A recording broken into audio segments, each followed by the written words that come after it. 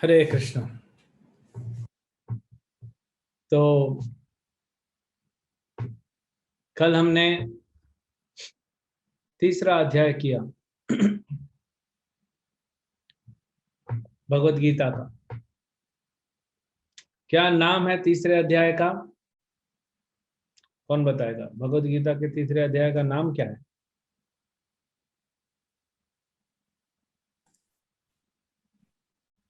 सुष्मिता राजपुरोहित माता जी, आप अनम्यूट करके बोल सकते हैं। कर्म योग प्रभु जी। ओके, तो हमने कल कर्म योग पे पढ़ा। तो कर्म योग में हमने कल यज्ञ चक्र देखा। तो यज्ञ चक्र में हमने 2 श्लोकों में जो देखा उसमें क्या क्या स्टेप्स थे। सबसे पहले क्या था, दूसरा क्या था, तीसरा क्या था? कौन बताएंगे? एक एक करके बताइए। पहला स्टेप क्या था? पी श्रीनिवास प्रभु जी, आप अनम्यूट करके बोल सकते हैं। नमस्कार गुरुजी। वेद गुरुजी। वेद। ठीक है। वेद एक्चुअली बाद में आता है ना? तो ठीक है, वेदों से क्या मिलेगा? चलो आप बताइए, कंटिन्यू कीजिए। वेदों से क्या मिलेगा हमको? कर्तव्य गुरुजी। ओके, वेदों में पता पड़ेगा कि हमारे नियत कर्म क्या है, क्या हमें हाँ। करना है। Okay, good. उसके बाद दीपिका अग्रवाल माता जी, आप अनम्यूट करके। उसके बाद प्रभु जी यज्ञ। ओके, जो कर्तव्य करेंगे वही हमारा यज्ञ बनेगा। अगर हम शास्त्र अनुसार, धर्म अनुसार चलेंगे तो वही हमारा यज्ञ बनता है। मतलब हमारा कार्य ही यज्ञ हो जाता है ना? और कलयुग में सबसे महत्वपूर्ण यज्ञ कौन सा है? बहुत सारे यज्ञ हैं, लेकिन सबसे महत्वपूर्ण यज्ञ कौन सा है कलयुग में? कुलदीप शर्मा प्रभु जी। हरि भक्ति।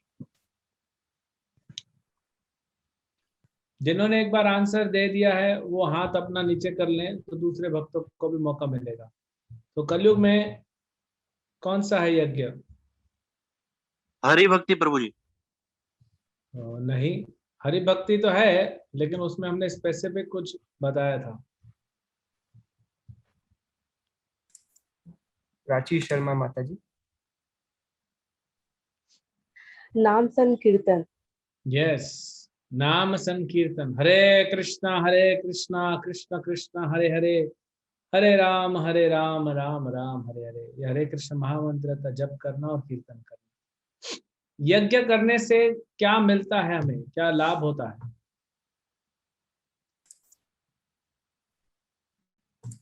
नितिन चौहान प्रभु जी। हरे कृष्ण प्रभु जी, दंडोत प्रणाम। यज्ञ करने से हमें वर्षा मिलती है। ओके, यज्ञ से वर्षा मिलेगी।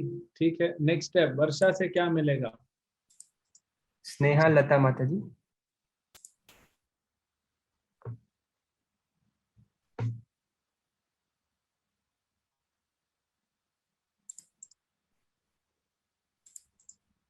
नेहा राजभर माता जी, आप बोल सकते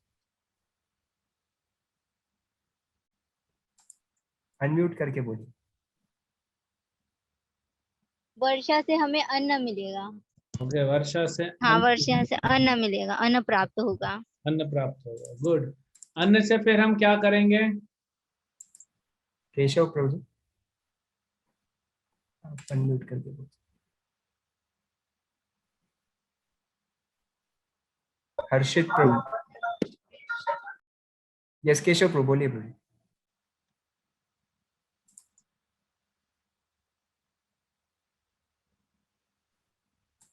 हर्षित प्रभु जी बोलिए।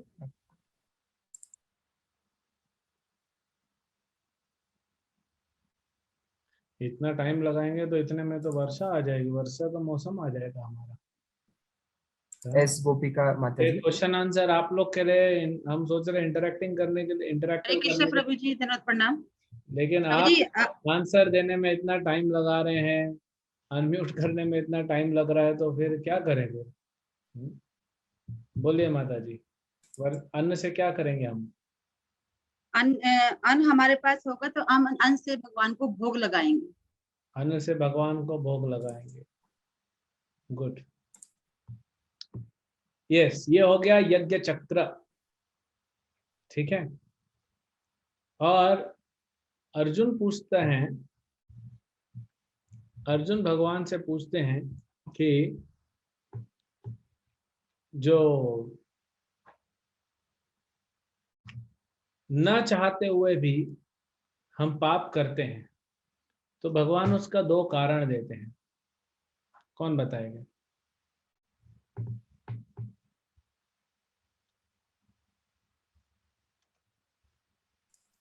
गोरखनाथ अहिर प्रभु।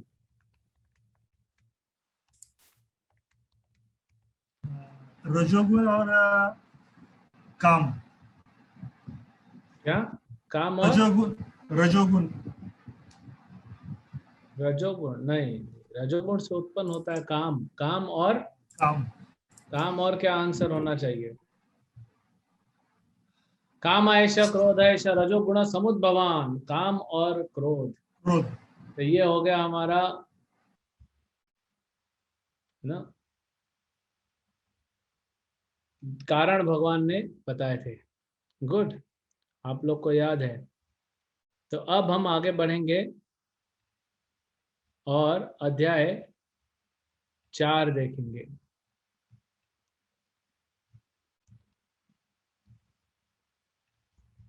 अध्याय 4 का नाम है ज्ञान योग। ये हमने कल देखा था। त्याग या कर्म, त्याग करूं या कर्म करूं।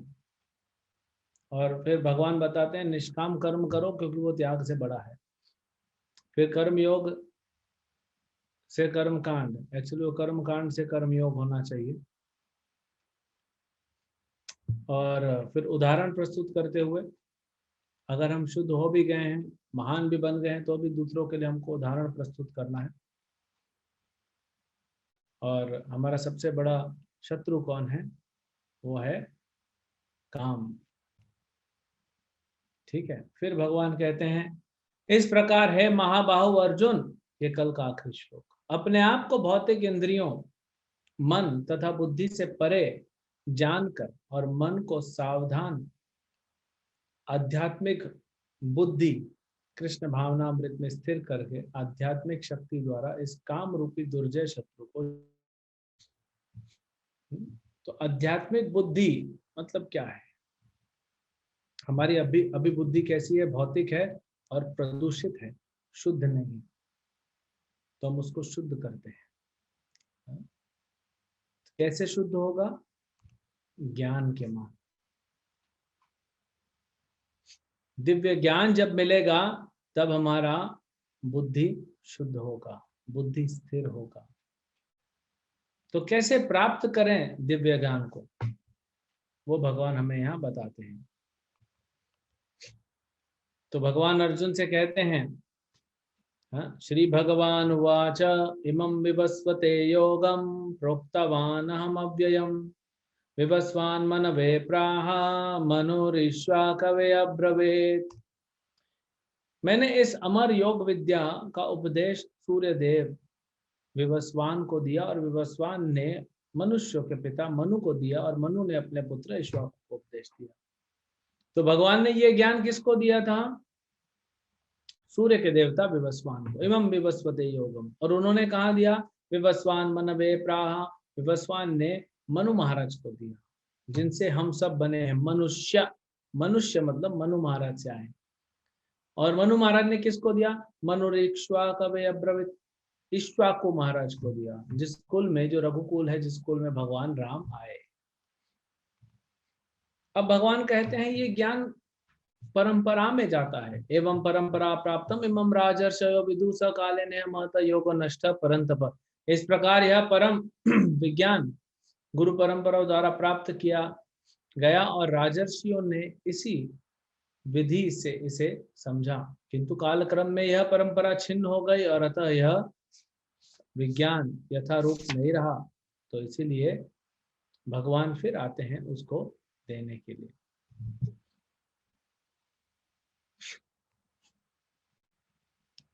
तो इसीलिए परंपरा का इतना महत्व है। भगवान स्वयं कह रहे हैं परंपरा। हमने आपको कल और परसों भी परंपरा के बारे में बताया कि क्या है ये परंपरा।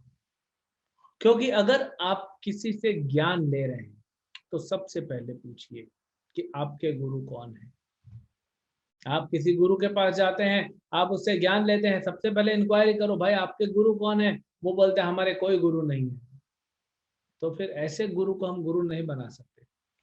अगर आप किसी स्कूल में अपने बच्चे का एडमिशन कराने जाते हैं तो पूछते हैं कि स्कूल प्रामाणिक है कि नहीं। अगर गवर्नमेंट द्वारा सर्टिफाइड नहीं है वो स्कूल, गवर्नमेंट ने उसको ठप्पा नहीं लगाया, स्कूल को सर्टिफाइड नहीं किया, तो फिर कैसे होगा? नहीं होगा। आपको डिग्री नहीं मिलेगी, मिलेगी भी तो उसका कोई वैल्यू नहीं होगा, है ना। आप अपनी बेटी का विवाह कराते हैं जिस घर में, तो जाके लड़का देखने से पहले भी पूरा उसका खानदान चेक करते हैं। अगर आपको पता पड़ता है कि लड़के का बाप जेल में है, लड़के की माँ वो भी जेल में है, दोनों जेल में है, लड़का अभी 2 दिन पहले जेल से छूट के आया है, तो फिर कैसे करेंगे? ऐसे खानदान में तो नहीं देंगे। हाँ? अच्छा, इनके दादा कहाँ पे? दादा तो तड़ी पार कर दिया गवर्नमेंट ने, और दादी फरार है, तो ऐसे खानदान में अपनी बेटी का ब्याह कराएंगे? तो इसीलिए परंपरा चेक की जाती है। तो आप जिस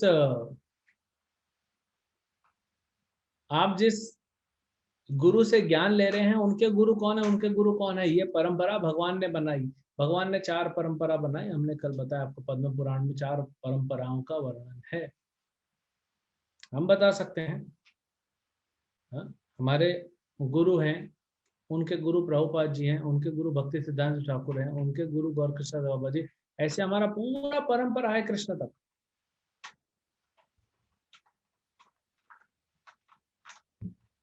तो अगर हमारा परंपरा नहीं है तो फिर हम कैसे करेंगे? हमको ज्ञान मिलेगा नहीं। कृष्ण हमको परंपरा में ज्ञान दे रहे हैं, और अगर हम परंपरा से नहीं लिया तो ज्ञान आएगा ही नहीं आपके पास।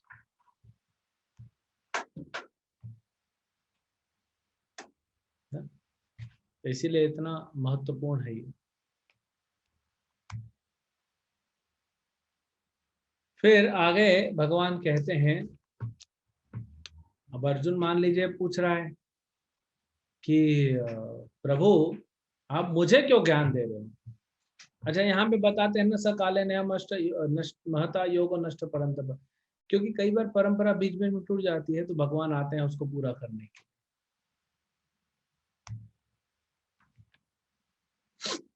तो यहाँ पे भगवान अर्जुन को बताने आए हैं वही ज्ञान। क्यों? अर्जुन पूछता है मुझे क्यों बता रहे हो? योग प्रोक्त पुरातन, आप तुमको पुराना मैं ज्ञान दे रहा हूं, कुछ नया देने की जरूरत नहीं है। भगवान ने सृष्टि के शुरुआत में जो ज्ञान बनाया वो परफेक्ट है। आजकल तो क्या होता है, हम कम मोबाइल लेते हैं, हाँ, उसको कुछ एप्लीकेशन डाउनलोड करते हैं, हर महीने में नया अपडेट, नया अपडेट, नया अपडेट, नया अपडेट। क्यों? क्योंकि ये अपूर्ण ज्ञान है, इसलिए बार बार अपडेट करना पड़ता है। भगवान ने जो दिया वो अपूर्ण नहीं है, वो पूर्ण है, वो परफेक्ट है, इसलिए उसमें बार बार अपडेट नहीं करना पड़ता। तो भगवान यहाँ पे कह रहे हैं आज मेरे द्वारा वही प्राचीन योग यानी परमेश्वर के साथ अपने संबंध का विज्ञान तुमसे कहा जा रहा है, क्योंकि तुम मेरे भक्त हो तथा मित्र हो, अतः तुम इस विज्ञान के दिव्य रहस्य को समझ सकते हो। तो कौन समझ सकता है? कौन समझ सकता है? जो भगवान का भक्त हो। जो भगवान का शत्रु होगा, जो भगवान से ईर्ष्या करता है, बैर करता है, वो कभी नहीं समझ सकता। सिर्फ जो भगवान का भक्त है वही समझ सकता है। बड़ा महत्वपूर्ण बात है, इसीलिए भक्तो असी में सखा चेती रहस्यम ही एतद उत्तमम। ये उत्तम रहस्य को अर्जुन तुम समझ सकते हो, क्योंकि तुम मेरे भक्त हो, तुम मेरे सखा हो, है ना। तो ये हमको समझना चाहिए। ज्ञान हमें कैसे समझ में आएगा? जब हम भगवान के भक्त बनेंगे। भगवत गीता सुन के, भगवत गीता पढ़ के, हरे कृष्ण मंत्र जप करके हम भक्त बनेंगे और इसी भक्ति से हमें गीता का असली ज्ञान समझ में आएगा। फिर आगे क्या बताते हैं? अर्जुन पूछता है यहाँ पे कुछ, क्या पूछेगा अर्जुन? ये 4 परंपराएं हमने कल आपको बताई थी। ब्रह्मा जी से एक परंपरा आती है। भगवान कृष्ण ज्ञान दिए हैं 4 लोगों को, ब्रह्मा को, लक्ष्मी जी को, शिव जी को और 4 कुमारों को। ब्रह्मा जी की परंपरा में मध्वाचार्य, लक्ष्मी जी की परंपरा में मध्वाचार्य मतलब जो हमारा परंपरा चल रहा है, लक्ष्मी जी का परंपरा में श्री वैष्णव संप्रदाय, रामानुजाचार्य, तिरुपति मंदिर आप देखते हैं वो परंपरा है। शिव जी का परंपरा विष्णु स्वामी और 4 कुमार की परंपरा में निम्बार्काचार्य। ये परंपरा देखिए इस्कॉन का, प्रभुपाद जी हैं, उनके गुरु महाराज, उनके गुरु महाराज, उनके गुरु महाराज, ऐसे करते करते नारद मुनि, ब्रह्मा जी और कृष्ण। जब तक ये परंपरा कृष्ण से नहीं जुड़ती तो आपको तो कुछ मिलेगा नहीं। आप पानी का पाइप लगा दिया आपने, अब पौधों पे पानी डाल रहे हैं, अब पाइप ऐसे ऐसे कर रहे, पानी तो आ ही नहीं रहा है। पानी क्यों नहीं आ रहा है? कल तो आ रहा था, आज क्यों नहीं आ रहा है? क्योंकि पानी का जो दूसरा पाइप का जो दूसरा छोर है वो तो आपने नल से लगाया नहीं। अच्छा, फिर आप नल पे लगा के टाइट कर दिया, नल खोला, अब भी पानी नहीं आ रहा है। फिर टंकी में पानी नहीं है तो कैसे आएगा? ओहो, तो टंकी में पानी क्यों नहीं है? क्योंकि टंकी में पानी आता है जिस पाइप से, वो पाइप कनेक्टेड ही नहीं है।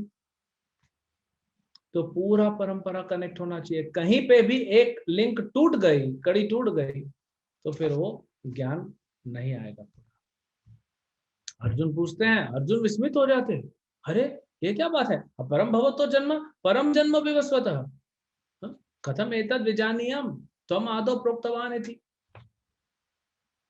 प्रभु, सूर्यदेव विवस्वान तो आपसे ज्येष्ठ है, पहले हो चुके, उम्र में बड़े हैं आपसे, मैं कैसे समझूं कि आपने उनको ज्ञान दिया है? पूछने का तरीका देखियो, ये नहीं बोल रहा है कृष्ण को, अरे प्रभु क्या झूठ बोलते हो, सवेरे सवेरे झूठ बोलते हो, क्योंकि गीता तो सवेरे सवेरे सुनाई गई। ऐसे कैसे हो सकता है? मैं तो बचपन से आपको जानता हूँ, आप सूर्यदेव को कैसे ज्ञान दे सकते हो? अर्जुन का ये भाव नहीं था। गुरु के पास किस भाव से जाना चाहिए वो यहाँ पे बताया गया अर्जुन के द्वारा। अर्जुन का भाव क्या था कि मुझ में ही कोई कमी है प्रभु जो मैं नहीं समझ पा रहा हूं, आप जो कह रहे हो वो तो सत्य है, मुझ में कोई कमी होगी तो प्लीज मुझे समझाइए। और हम लोग कैसे प्रश्न पूछते हैं? हम लोग पूरे उल्टे पैदा हुए हैं, क्योंकि कोई कल्चर नहीं रह गया ना स्कूल में सिखाया, ना घर में, ना कॉलेज में, ना कहीं पे कल्चर ही नहीं रह गया। बड़े से बात करने का, गुरु से कैसे बात करने का, माँ बाप से बात करने का, वो कल्चर खत्म हो गया। तो यहाँ पे अर्जुन देखिए क्या कल्चर प्रस्तुत कर रहे हैं। तो फिर इसलिए भगवान बताते हैं ये जो है, ये समझिए बात, ये थोड़ा सा समझाएंगे आपको। ये 8वें अध्याय में फिर दिया हुआ है। तो नीचे देखिए सबसे, यहाँ कलयुग लिखा हुआ है। ये कलयुग जो होता है ये 4,32,000 साल का होता है। अभी सिर्फ 5,000 साल बीते हैं। ये जो कहते हैं ना मूर्ख लोग कि कलयुग अभी खत्म हो जाएगा, 2012 में दुनिया खत्म, 2016 में दुनिया खत्म, अभी 2020 में कोरोना आ गया, दुनिया खत्म। दुनिया नहीं खत्म होने वाली है, 4,32,000 साल चलेगा। ये भगवान बताते हैं इसमें गीता में।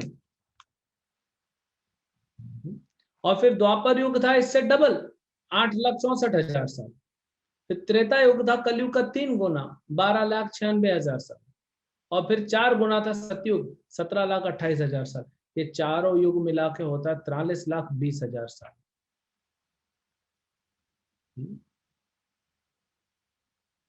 और ये ब्रह्मा के 12 घंटे होते हैं। नहीं, ब्रह्मा के 12 घंटे नहीं होते, सॉरी, ये तो एक दिव्य युग हुआ। इसको 1000 से गुणा करोगे तो 432 करोड़ साल होता है, वो ब्रह्मा जी के 12 घंटे होते हैं।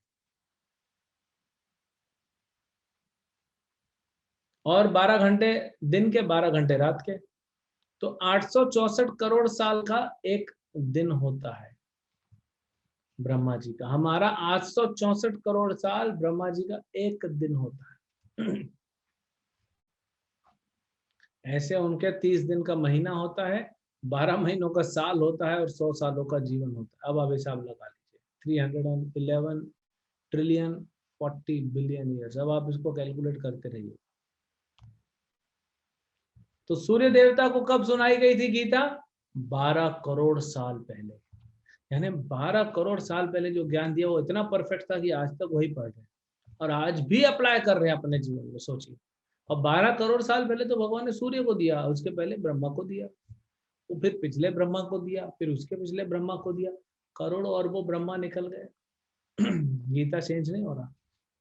गीता का नया वर्जन नहीं आता है बाजार में, एक ही गीता है, क्योंकि भगवान परफेक्ट है, जो वो बोल रहे हैं वो भी परफेक्ट है।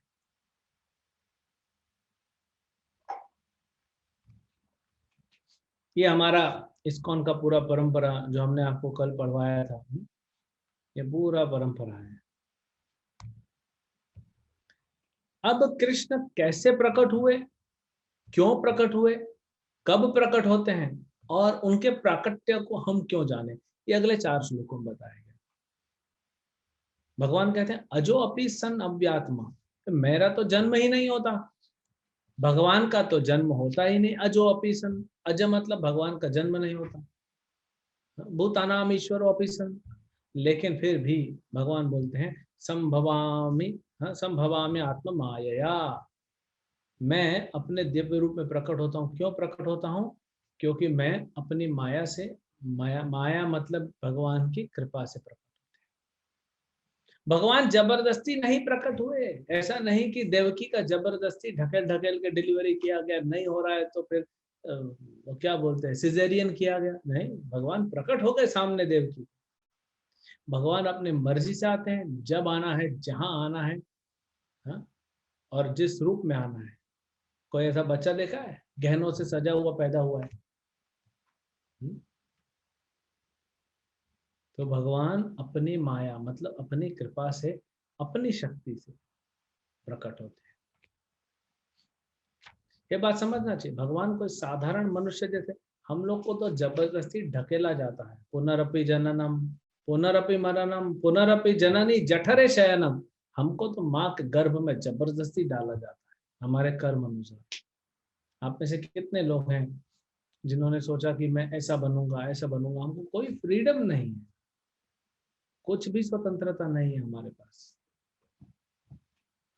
ये बेचारा कोरोना वायरस, इसको भी नहीं पता था जीवात्मा को कि मैं कोरोना के रूप में जन्म होऊंगा और सबकी बददुआएं लूंगा, गाली खाऊंगा। और जीवात्मा को कोरोना का जन्म लेना पड़ता है।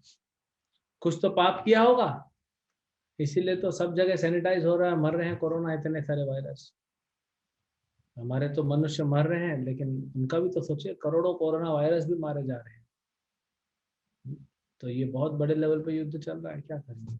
लेकिन भगवान के साथ ऐसा नहीं होता। भगवान अपनी मर्जी से प्रकट होते हैं, जहां जब जैसे उनकी इच्छा। क्यों प्रकट होते हैं भगवान, यहाँ बताते हैं। कब प्रकट होते हैं? यदा यदा ही धर्मस्य ग्लानिर्भवति भारत अभ्युत्थानम् अधर्मस्य तदात्मानं सृजाम्यहम्। यदा यदा ही धर्मस्य ग्लानिर्भवति, जब जब धर्म की ग्लानि होगी तब तब मैं प्रकट होऊंगा। देखो, देवकी को कंस मार रहा था। कंस एक असुर था, राक्षस था, अपनी बहन को शादी के दिन मार रहा है। तो जब ऐसे असुर बहुत बढ़ जाते हैं संसार में, तो भगवान प्रकट होते हैं। छोटे छोटे असुर जो होते हैं उनको मारने के लिए भगवान थोड़ी प्रकट होते हैं। उनको मारने के लिए तो ऐसी प्रकृति हो जाती है। एक्चुअली प्रकृति सबको मार सकती है। भगवान की प्रकृति इतनी पावरफुल है, चाहे रावण हो, चाहे कुंभकर्ण हो, चाहे हिरण्यकशिपु हो, लेकिन भगवान प्रकट होते हैं लीला करने के लिए। वो अगले क्यों प्रकट होते हैं? परित्राणाय साधुनां विनाशाय च दुष्कृतां धर्म संस्थापनार्थाय संभवामि युगे युगे। हर युग में प्रकट होता हूं। क्यों? परित्राणाय साधुनां, साधुओं की रक्षा करने के लिए, भक्तों की रक्षा करने के लिए। भगवान आगे 9वें श्लोक में, 90वें अध्याय में कहेंगे, कौन्तेय प्रति जानी ही न में भक्त्या प्रणश्यति, मेरे भक्त का कभी विनाश नहीं होगा। हे कुंती पुत्र अर्जुन, जाओ और घोषणा कर दो, मेरे भक्त का कभी भी विनाश नहीं होगा। तो आप में से जो लोग भक्ति कर रहे हैं, बिल्कुल टेंशन मत लीजिए, विनाश नहीं होगा। भगवान रक्षा करेंगे हमारी। भगवान ने वचन दिया है, और एक बार नहीं, बार बार वचन दिया है भगवान ने भगवत गीता में। विनाश आय च दुष्कृताम। और ये जो असुर होते हैं, अभक्त होते हैं, इनको मारने के लिए, इनको विनाश करने के लिए मैं प्रकट होता हूँ। धर्म संस्थापना, धर्म की संस्थापना, धर्म को स्थापित करता हूं मैं प्रकट होकर। हमारे लिए कृष्ण को जानने का हमारा क्या लाभ है? कृष्ण के जन्म और कर्म को जानना हमारा, हम क्यों पढ़ रहे हैं बैठ के यहाँ पे? हमको क्या फर्क पड़ता है? तो भगवान बताते हैं, जन्म कर्म च मे दिव्यम एवं यो वेति तत्वतः त्यक्त्वा देहं पुनर्जन्म नैति मामेति सो अर्जुन। जन्म कर्म च मे दिव्यम, हे अर्जुन, जो समझ जाएगा कि मेरा जन्म और मेरा कर्म दिव्य है, मेरा जन्म मेरा कर्म साधारण नहीं है, वो दिव्य है, और ये तत्व से जो समझेगा वो ये शरीर छोड़ने के बाद, मृत्यु के बाद वापस यहाँ पे नहीं आएगा, वो मेरे लोक में आ जाएगा और मेरे लोक में पहुंचेगा। तो इन 10 श्लोकों में, पहले 10 श्लोकों में भगवान के दिव्य ज्ञान के बारे में हमको बताया गया है। ये 10वां श्लोक हम जो है,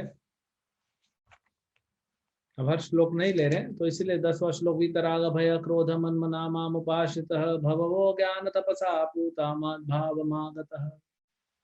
जो भगवान की भक्ति करते हैं, वीतराग भय क्रोध, राग भय क्रोध, आसक्ति से, भय से और क्रोध से मुक्त हो जाते हैं। और अर्जुन, बहुत सारे भक्त पहले मुक्त हो चुके हैं, इस पथ पे चल चुके हैं, इस मार्ग पे कोई रिस्क नहीं है, क्योंकि ऑलरेडी लोग जा चुके हैं। तुम चलते रहो, पहले गए हुए लोगों को भी सक्सेस मिला है, तुमको भी सक्सेस मिलेगा।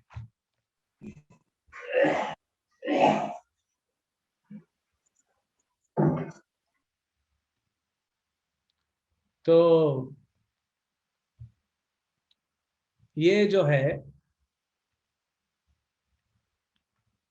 भगवान, ये इन 10 श्लोकों में भगवान के बारे में दिव्य ज्ञान बताया गया है। अगले 5 श्लोकों में जो बताएंगे कि कैसे हम, भगवान ने मार्ग बनाए हैं जिसमें वर्णाश्रम है। जो भी मार्ग आप पकड़ो, भगवान ही उद्देश्य होने चाहिए। तो वर्णाश्रम आगे बताते हैं, भगवान बताते हैं कि कैसे मुझे प्राप्त किया जाएगा। यहाँ बताते हैं, ये यथा माम प्रपद्यन्ते तां सचैव भजाम्यहम् मम वर्तमानुवर्तन्ते मनुष्या पार्थ सर्वशः। जो मेरे पास जिस भाव से आएगा अर्जुन, जो जिस भाव से आएगा उस भाव से उसे मैं स्वीकार करूंगा। अगर कोई भगवान को ठगने के लिए आएगा तो भगवान उसको ठग देंगे। अगर कोई भगवान के पास शरणागत लेने आएगा तो भगवान, यही है। आप भगवान को अपना स्वामी मान के सेवा करेंगे तो भी ठीक है, अपना मित्र मान के सेवा करेंगे तो भी ठीक है, अपना पुत्र मान के सेवा करेंगे तो भी ठीक है, अपना प्रेमी मान के सेवा करेंगे तो भी ठीक है। जिस भाव से आप आएंगे उस भाव से भगवान आपको स्वीकार करेंगे।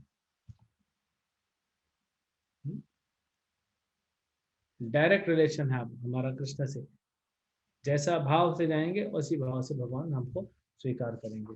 फिर आगे बताते हैं, इस संसार में मनुष्य सकाम कर्मों में सिद्धि चाहते हैं, फलस्वरूप वे देवताओं की पूजा करते हैं। निस्संदेह संसार में मनुष्यों को सकाम कर्म फल शीघ्र प्राप्त होता है। देखिए क्या होता है कि हम निष्काम नहीं सकाम चाहते हैं। सकाम मतलब, अब मैंने कुछ किया मुझे उसका फल चाहिए, मैंने कुछ सेवा की मुझे उसका फल चाहिए, इसको सकाम भक्ति कहते हैं। ये शुद्ध भक्ति नहीं है, सकाम भक्ति है।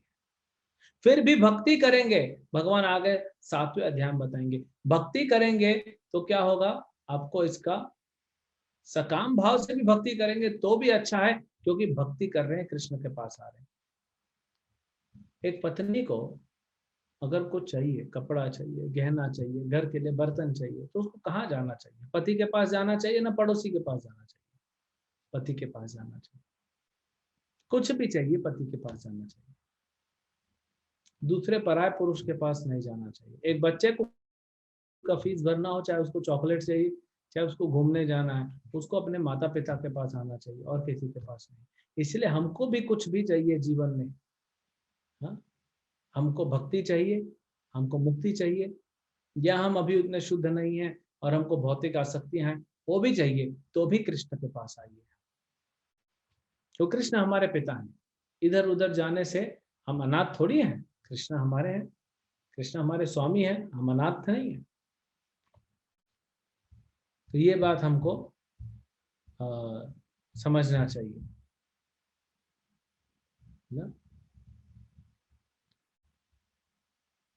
उसके बाद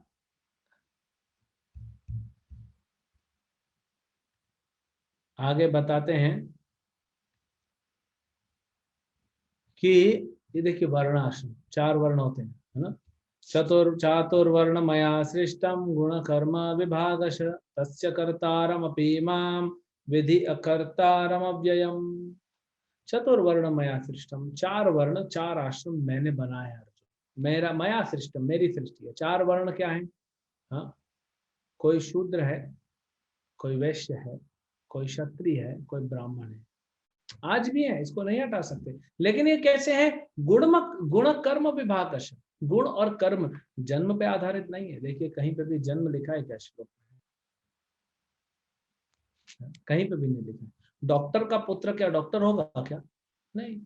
इंजीनियर का पुत्र पैदाइशी इंजीनियर होगा? नहीं। प्रधानमंत्री का बेटा पैदाइशी प्रधानमंत्री होगा? नहीं। राजा का बेटा भी राजा नहीं होगा। तो ब्राह्मण का बेटा ब्राह्मण होगा, गारंटी नहीं है।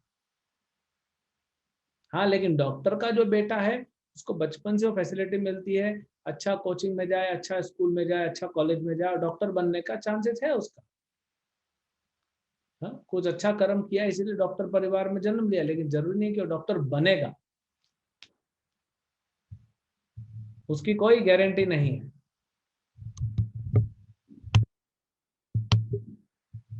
उसका कोई भी गारंटी नहीं दिया गया है। इसीलिए जो अश्वत्थामा था उसको ब्रह्म बंधु कहा गया, ब्राह्मण नहीं कहा गया, क्योंकि ब्राह्मण का पुत्र जरूर था लेकिन ब्राह्मण के गुण नहीं थे। तो ये सिस्टम अभी भी है, इसको कभी हटा नहीं सकते क्योंकि भगवान ने बनाया है। लेकिन भगवान बनाने के बाद भी भगवान इन चारों में नहीं है। कोई बोलता है भगवान क्षत्रिय है, नहीं, भगवान क्षत्रिय नहीं है, वो तो लीला कर रहे हैं। भगवान भगवान है, वो ये 4 वर्ण आश्रम में नहीं आते हैं। भगवान कहते हैं कि न माम कर्माणि लिम्पन्ति न मे कर्म फले स्पृहा इति माम यो भी जानाति कर्मर भिन्न सब कर्म भिन्नर सबद्यते कर्म भीर से न बध्यते। तो बताते हैं कि न माम कर्माणि लिम्पन्ति, मुझ पर किसी कर्म का प्रभाव नहीं पड़ता, न मैं कर्म फले स्पृहा, और न मैं किसी कर्म की फल की इच्छा रखता हूँ। जो मेरे संबंध में सत्य को जानता है वह भी कभी कर्म के पास में नहीं बंधता। कितना सुंदर यहाँ पे भगवान बता रहे हैं कि मैं किसी भी कर्म में मैं किसी कर्म बंधन में नहीं हूँ। भगवान जो करते हैं अपनी इच्छा से करते हैं, स्वमायया। मैं किसी भी कर्म में नहीं बंधता हूँ, न मुझे कुछ इच्छा है। यहाँ पे ये 3rd क्लास संसार में भगवान को क्या इच्छा? भगवान वैकुंठ के नायक हैं, यहाँ पे क्या मिलेगा? भगवान के आईफोन लेने के लिए आ रहे हैं ना? कुछ नहीं चाहिए भगवान को यहाँ से। भगवान को सिर्फ प्रेम चाहिए। क्यों? हमारा भला हो। और भगवान कहते हैं जो ये जानता है कि न मैं कर्म की न मैं कोई फल की इच्छा करता हूँ, न कभी कर्म बंधन में फंसता हूँ, जो ये जानता है इति माम यो भी जानाति कर्म भिन्न, है ना, कर्म भिन्न न स बध्यते, वो खुद भी कर्म के बंधन में नहीं फंसता, इससे बाहर निकल जाता है ना। यहाँ पे भगवान ये बताते हैं। और फिर क्या कहते हैं? अब कोई बोलेगा, अर्जुन बोलेगा प्रूफ दिखाओ, ऐसा कोई हुआ हो? भगवान बोलते यस एवं ज्ञात्वा कृतं कर्म पूर्वैरपि मुमुक्षुभिः कुरु कर्मैव तस्मात् त्वं पूर्वतरम कृतम। प्राचीन काल में समस्त मुक्त आत्माओं ने मेरी दिव्य प्रकृति को जान करके ही कर्म किया, अतः तुम्हें चाहिए कि उनके पद चिन्हों का अनुसरण करो अर्जुन, और वो करते हुए अपने कर्तव्य का पालन करो। ये मत सोचो तुम अभी अकेले हो। हाँ, करोड़ों भक्त मेरे इस मार्ग से जाते हुए उन्होंने मुक्ति प्राप्त की है, भक्ति प्राप्त की है, प्रेम प्राप्त किया है। तो तुम्हें क्यों नहीं मिलेगा? अब आप देखिए, अगर आप दुर्योधन के मार्ग को चुनते हैं या युधिष्ठिर के मार्ग को, 2 मार्ग है, एक युधिष्ठिर का मार्ग है, एक दुर्योधन का मार्ग है। युधिष्ठिर का मार्ग चुनेंगे तो अंत भी वही होगा जो युधिष्ठिर का हुआ, दुर्योधन का मार्ग चुनेंगे तो अंत भी वही होगा जो दुर्योधन का हुआ।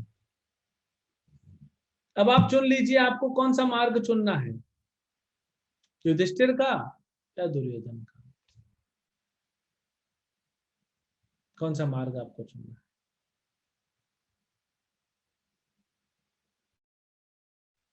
तो भगवान यहाँ बता रहे हैं भक्तों के मार्ग को चुनिए, इसमें क्या होगा, आपको भक्ति मिलेगा, आनंद मिलेगा।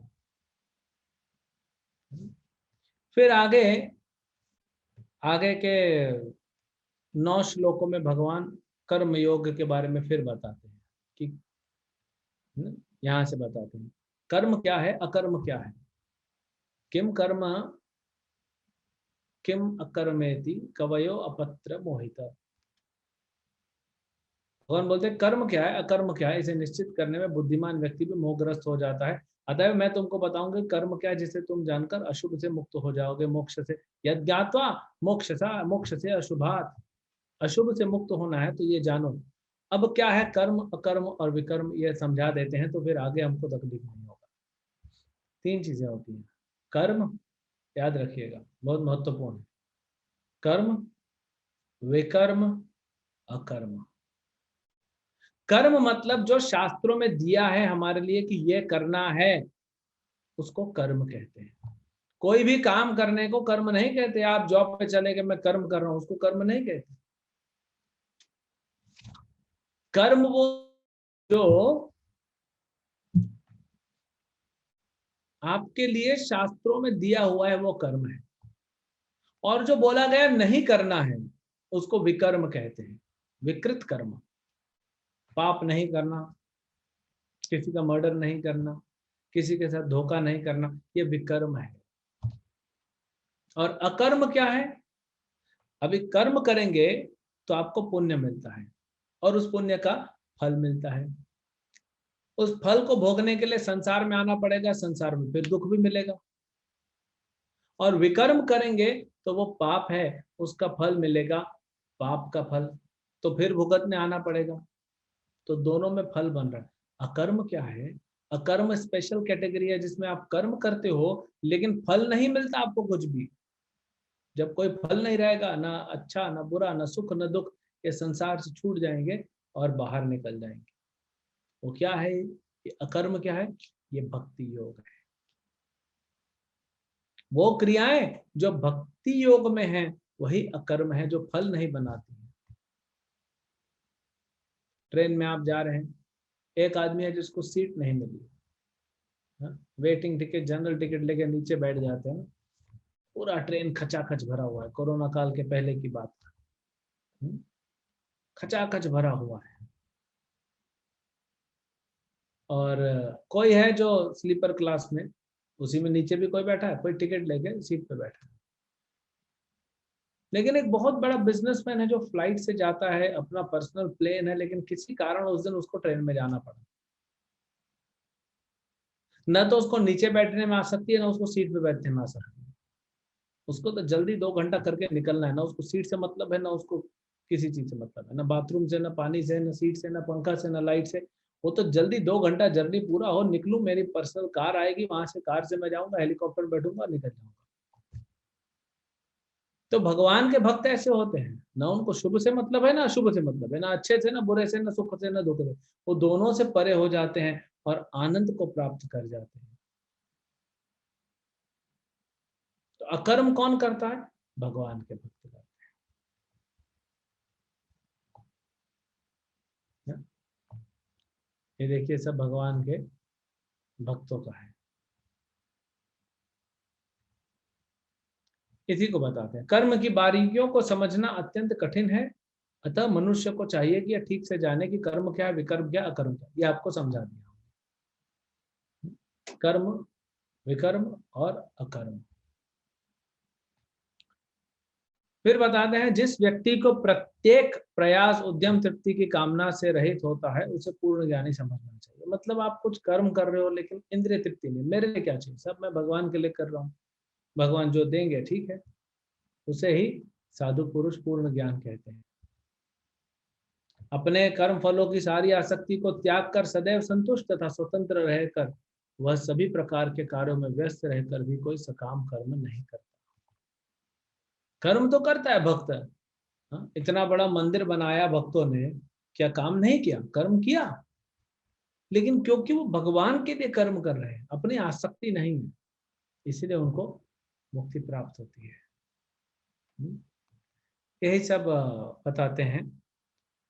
अब अगला सेक्शन जो है 24 तक हो गया। अब अलग अलग यज्ञ होते हैं, क्योंकि कर्म हो गया, हमने यज्ञ की बात की थी, तो कर्म हुआ तो फिर यज्ञ भी करेंगे। कर्म से यज्ञ होगा, यज्ञ से क्या होगा, दिव्य ज्ञान प्राप्त होगा। यज्ञ करना अति आवश्यक है। अलग अलग व्यक्तियों के लिए अलग अलग यज्ञ बताए गए हैं। तो यहाँ पे हम थोड़ा सा देखते हैं किस प्रकार के यज्ञ हैं, थोड़ा सैंपल दिखाते हैं, आप इसका टेंशन मत लीजिए। कुछ योगी विभिन्न प्रकार के यज्ञों द्वारा देवताओं की भली भांति पूजा करते हैं और कुछ पर ब्रह्म रूपी अग्नि में आहुति डालते हैं। कुछ देवताओं की पूजा करते हैं, कुछ अग्नि में आहुति डालते हैं, है ना। कुछ जो होते हैं वो श्रवण आदि क्रियाओं में और इंद्रियों को मन तथा नियंत्रण रूपी अग्नि में स्वाहा करते हैं। जो गृहस्थ होते हैं इंद्रिय विषयों को इंद्रियों की अग्नि में स्वाहा कर देते हैं। तो ये अलग अलग कर्मों के बारे में है।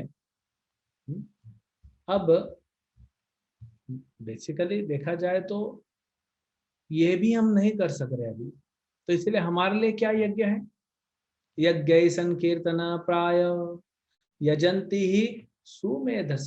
जो सुमेध है, मेध मतलब बुद्धिमान, जो सुमेध है, बहुत ज्यादा बुद्धिमान है, वो क्या करेगा कलयुग में, यजंती ही सुमेधस, वो यज्ञ करेगा। कौन सा यज्ञ करेगा, हरे कृष्ण महामंत्र, नाम संकीर्तन का यज्ञ करेगा। वो जो हरे कृष्ण मंत्र जप कर रहा है वो सबसे ऊंचा यज्ञ कर रहा है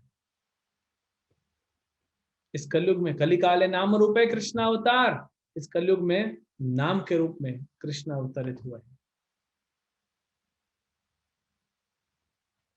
तो इसीलिए हम हमारा जो यज्ञ है वो हरे कृष्ण महामंत्र। यज्ञ ही संकीर्तना प्राय, श्रीमद् भागवत में कहा गया है।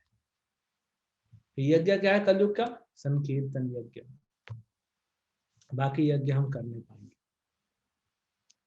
हमें संकीर्तन यज्ञ करना चाहिए और शुद्धि करनी चाहिए हृदय की और सिद्धि प्राप्त करनी चाहिए। अब ये सब करने के लिए भगवान बताते हैं। अब भगवान अगले 8 श्लोकों में, 9 श्लोकों में भगवान यहाँ पे बताते हैं दिव्य ज्ञान का थोड़ा समराइज करते हैं। अब अर्जुन पूछता है प्रभु आपने इतना सारा बताया, ये ज्ञान प्राप्त कैसे होगा, वो भी तो बताइए। तो भगवान बताते हैं ज्ञान कैसे प्राप्त होगा। तद्विधि प्रणिपातेन परिप्रश्नेन सेवया उपदेक्षन्ति ते ज्ञानम ज्ञानिनः तत्त्वदर्शिनः।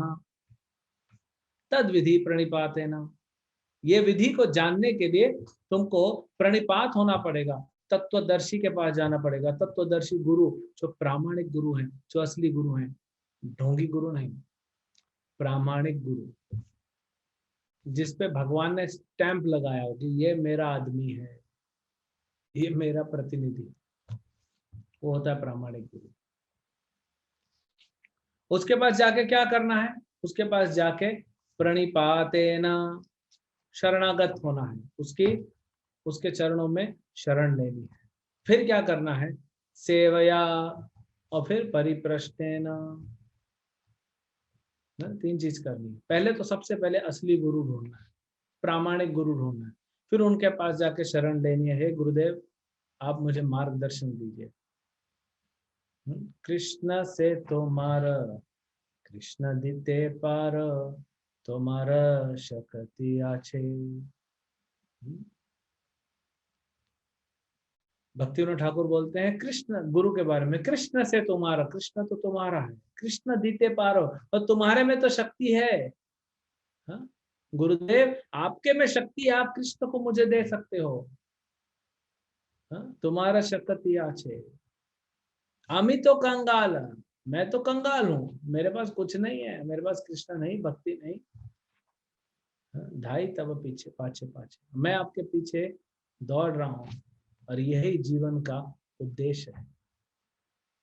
लेकिन असली प्रामाणिक गुरु, ढोंगी गुरु के पीछे दौड़ोगे तो नरक में जाके गिरोगे। और ये जानने के बाद क्या होगा, ये जब हम गुरु के पास जाएंगे, सब समझ जाएंगे, तो फिर क्या होगा, हमें पूर्ण ज्ञान मिलेगा। और फिर आगे भगवान बताते हैं श्रद्धा के बारे में। श्रद्धावान लभते ज्ञानम तत्पर समते संयमितेन्द्रियम। जो श्रद्धालु हैं, जो श्रद्धालु दिव्य पुरुष में समर्पित हैं और जिसने इंद्रियों को वश में कर लिया है, वह इस ज्ञान को प्राप्त करने का अधिकारी है और इसे प्राप्त करते ही वह तुरंत आध्यात्मिक शांति को प्राप्त करता है। तो श्रद्धा से अगर हम भगवान का भजन करते हैं तो सबसे पहले क्या मिलेगा, शांति मिलेगा।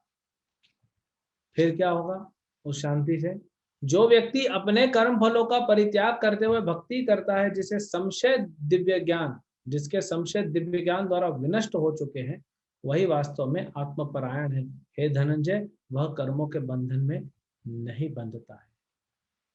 देखिए हमारे विदेशी भक्त हैं, इतनी ठंडी है, इतना जैकेट मफलर पहने, लेकिन वो किताबें देखिए, प्रभुपाद जी की किताबें, पुस्तकें, वो बाहर रोड में जाके लोगों को दे रहे हैं। वो कर्म है ना, बुक बेचना भी कर्म है। वो किताब बेच रहे, लेकिन कर्म किसके लिए कर रही है, भगवान के लिए कर रही, गुरु के लिए कर रही है। इसलिए वो माता जी कर्म के बंधन में नहीं फंसेगी।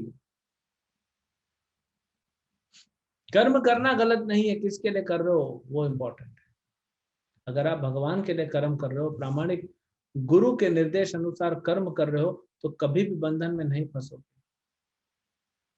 इसीलिए भक्ति कर्म करना नहीं छुड़ाता है, कर्मों को जुड़ाता है कृष्ण से। भक्ति छोड़ना नहीं सिखाता है, जोड़ना सिखाता है। पाप को तो छोड़ना है, बाकी चीजें छोड़ने की आवश्यकता। आपका परिवार है, परिवार में रहिए, माता पिता, पति पत्नी, बच्चा, सब साथ में रहिए, साथ में भक्ति कीजिए, साथ में कीर्तन कीजिए, साथ में कथा श्रवण कीजिए। ये परिवार साथ में रह के भक्ति कर सकता है, छोड़ने की जरूरत नहीं। कई लोगों को लगता है कि संसार में रह के भक्ति कैसे करें। अर्जुन तो संसार में ही था ना, भक्ति किया ना। तो ये नहीं कि आप संसार में रहें या संसार से बाहर रहें। बहुत सारे लोग हैं जो ढोंगी साधु हैं, तो लोग संसार छोड़ के चले जाते हैं और हरिद्वार में जाके, ऋषिकेश में जाके, वाराणसी में जाके क्या करेंगे, नशा लेते रहते हैं, बीड़ी पीते हैं, नशा करते हैं, शराब पीते हैं। क्या फायदा? ये कोई साधु थोड़ी है। निर्देश अनुसार करता है वो असली साधु है। आगे बताते हैं, अतः तुम इस तुम्हारे हृदय में अज्ञान के कारण जो संशय उठे हैं, उन्हें ज्ञान रूपी शस्त्र से काट डालो। हे भारत, तुम योग से समन्वित होकर खड़े हो और युद्ध करो। जो अज्ञानता तुम्हारे हृदय में उठी है, उसके कारण संशय उठ रहे हैं, इस ज्ञान रूपी तलवार से काट डालो। ज्ञान की तलवार से अपने हृदय में उस अंधकार को काट डालो, उस संशय को काट डालो और खड़े हो जाओ और युद्ध करो। तो अब अर्जुन को समझ में आ रहा है कि कर्म करना है ना। क्योंकि पहले क्या था, कर्म करूं कि नहीं करूं, त्याग करूं कि कर्म करूं। भगवान बोलते हैं त्याग और कर्म दोनों बराबर है, लेकिन अगर तुम मेरे लिए कर्म करोगे तो ज्यादा अच्छा है। अब क्या है वो भगवान के लिए कर्म करना, वो अगले अध्याय में भगवान बताएंगे। कृष्ण भावना भावित होकर कृष्ण के लिए कर्म करना, ये 5वें अध्याय में हम कल पढ़ेंगे, लेकिन कृष्ण भावना भावित कर्म पढ़ेंगे, है ना। तो आज हमने क्या देखा,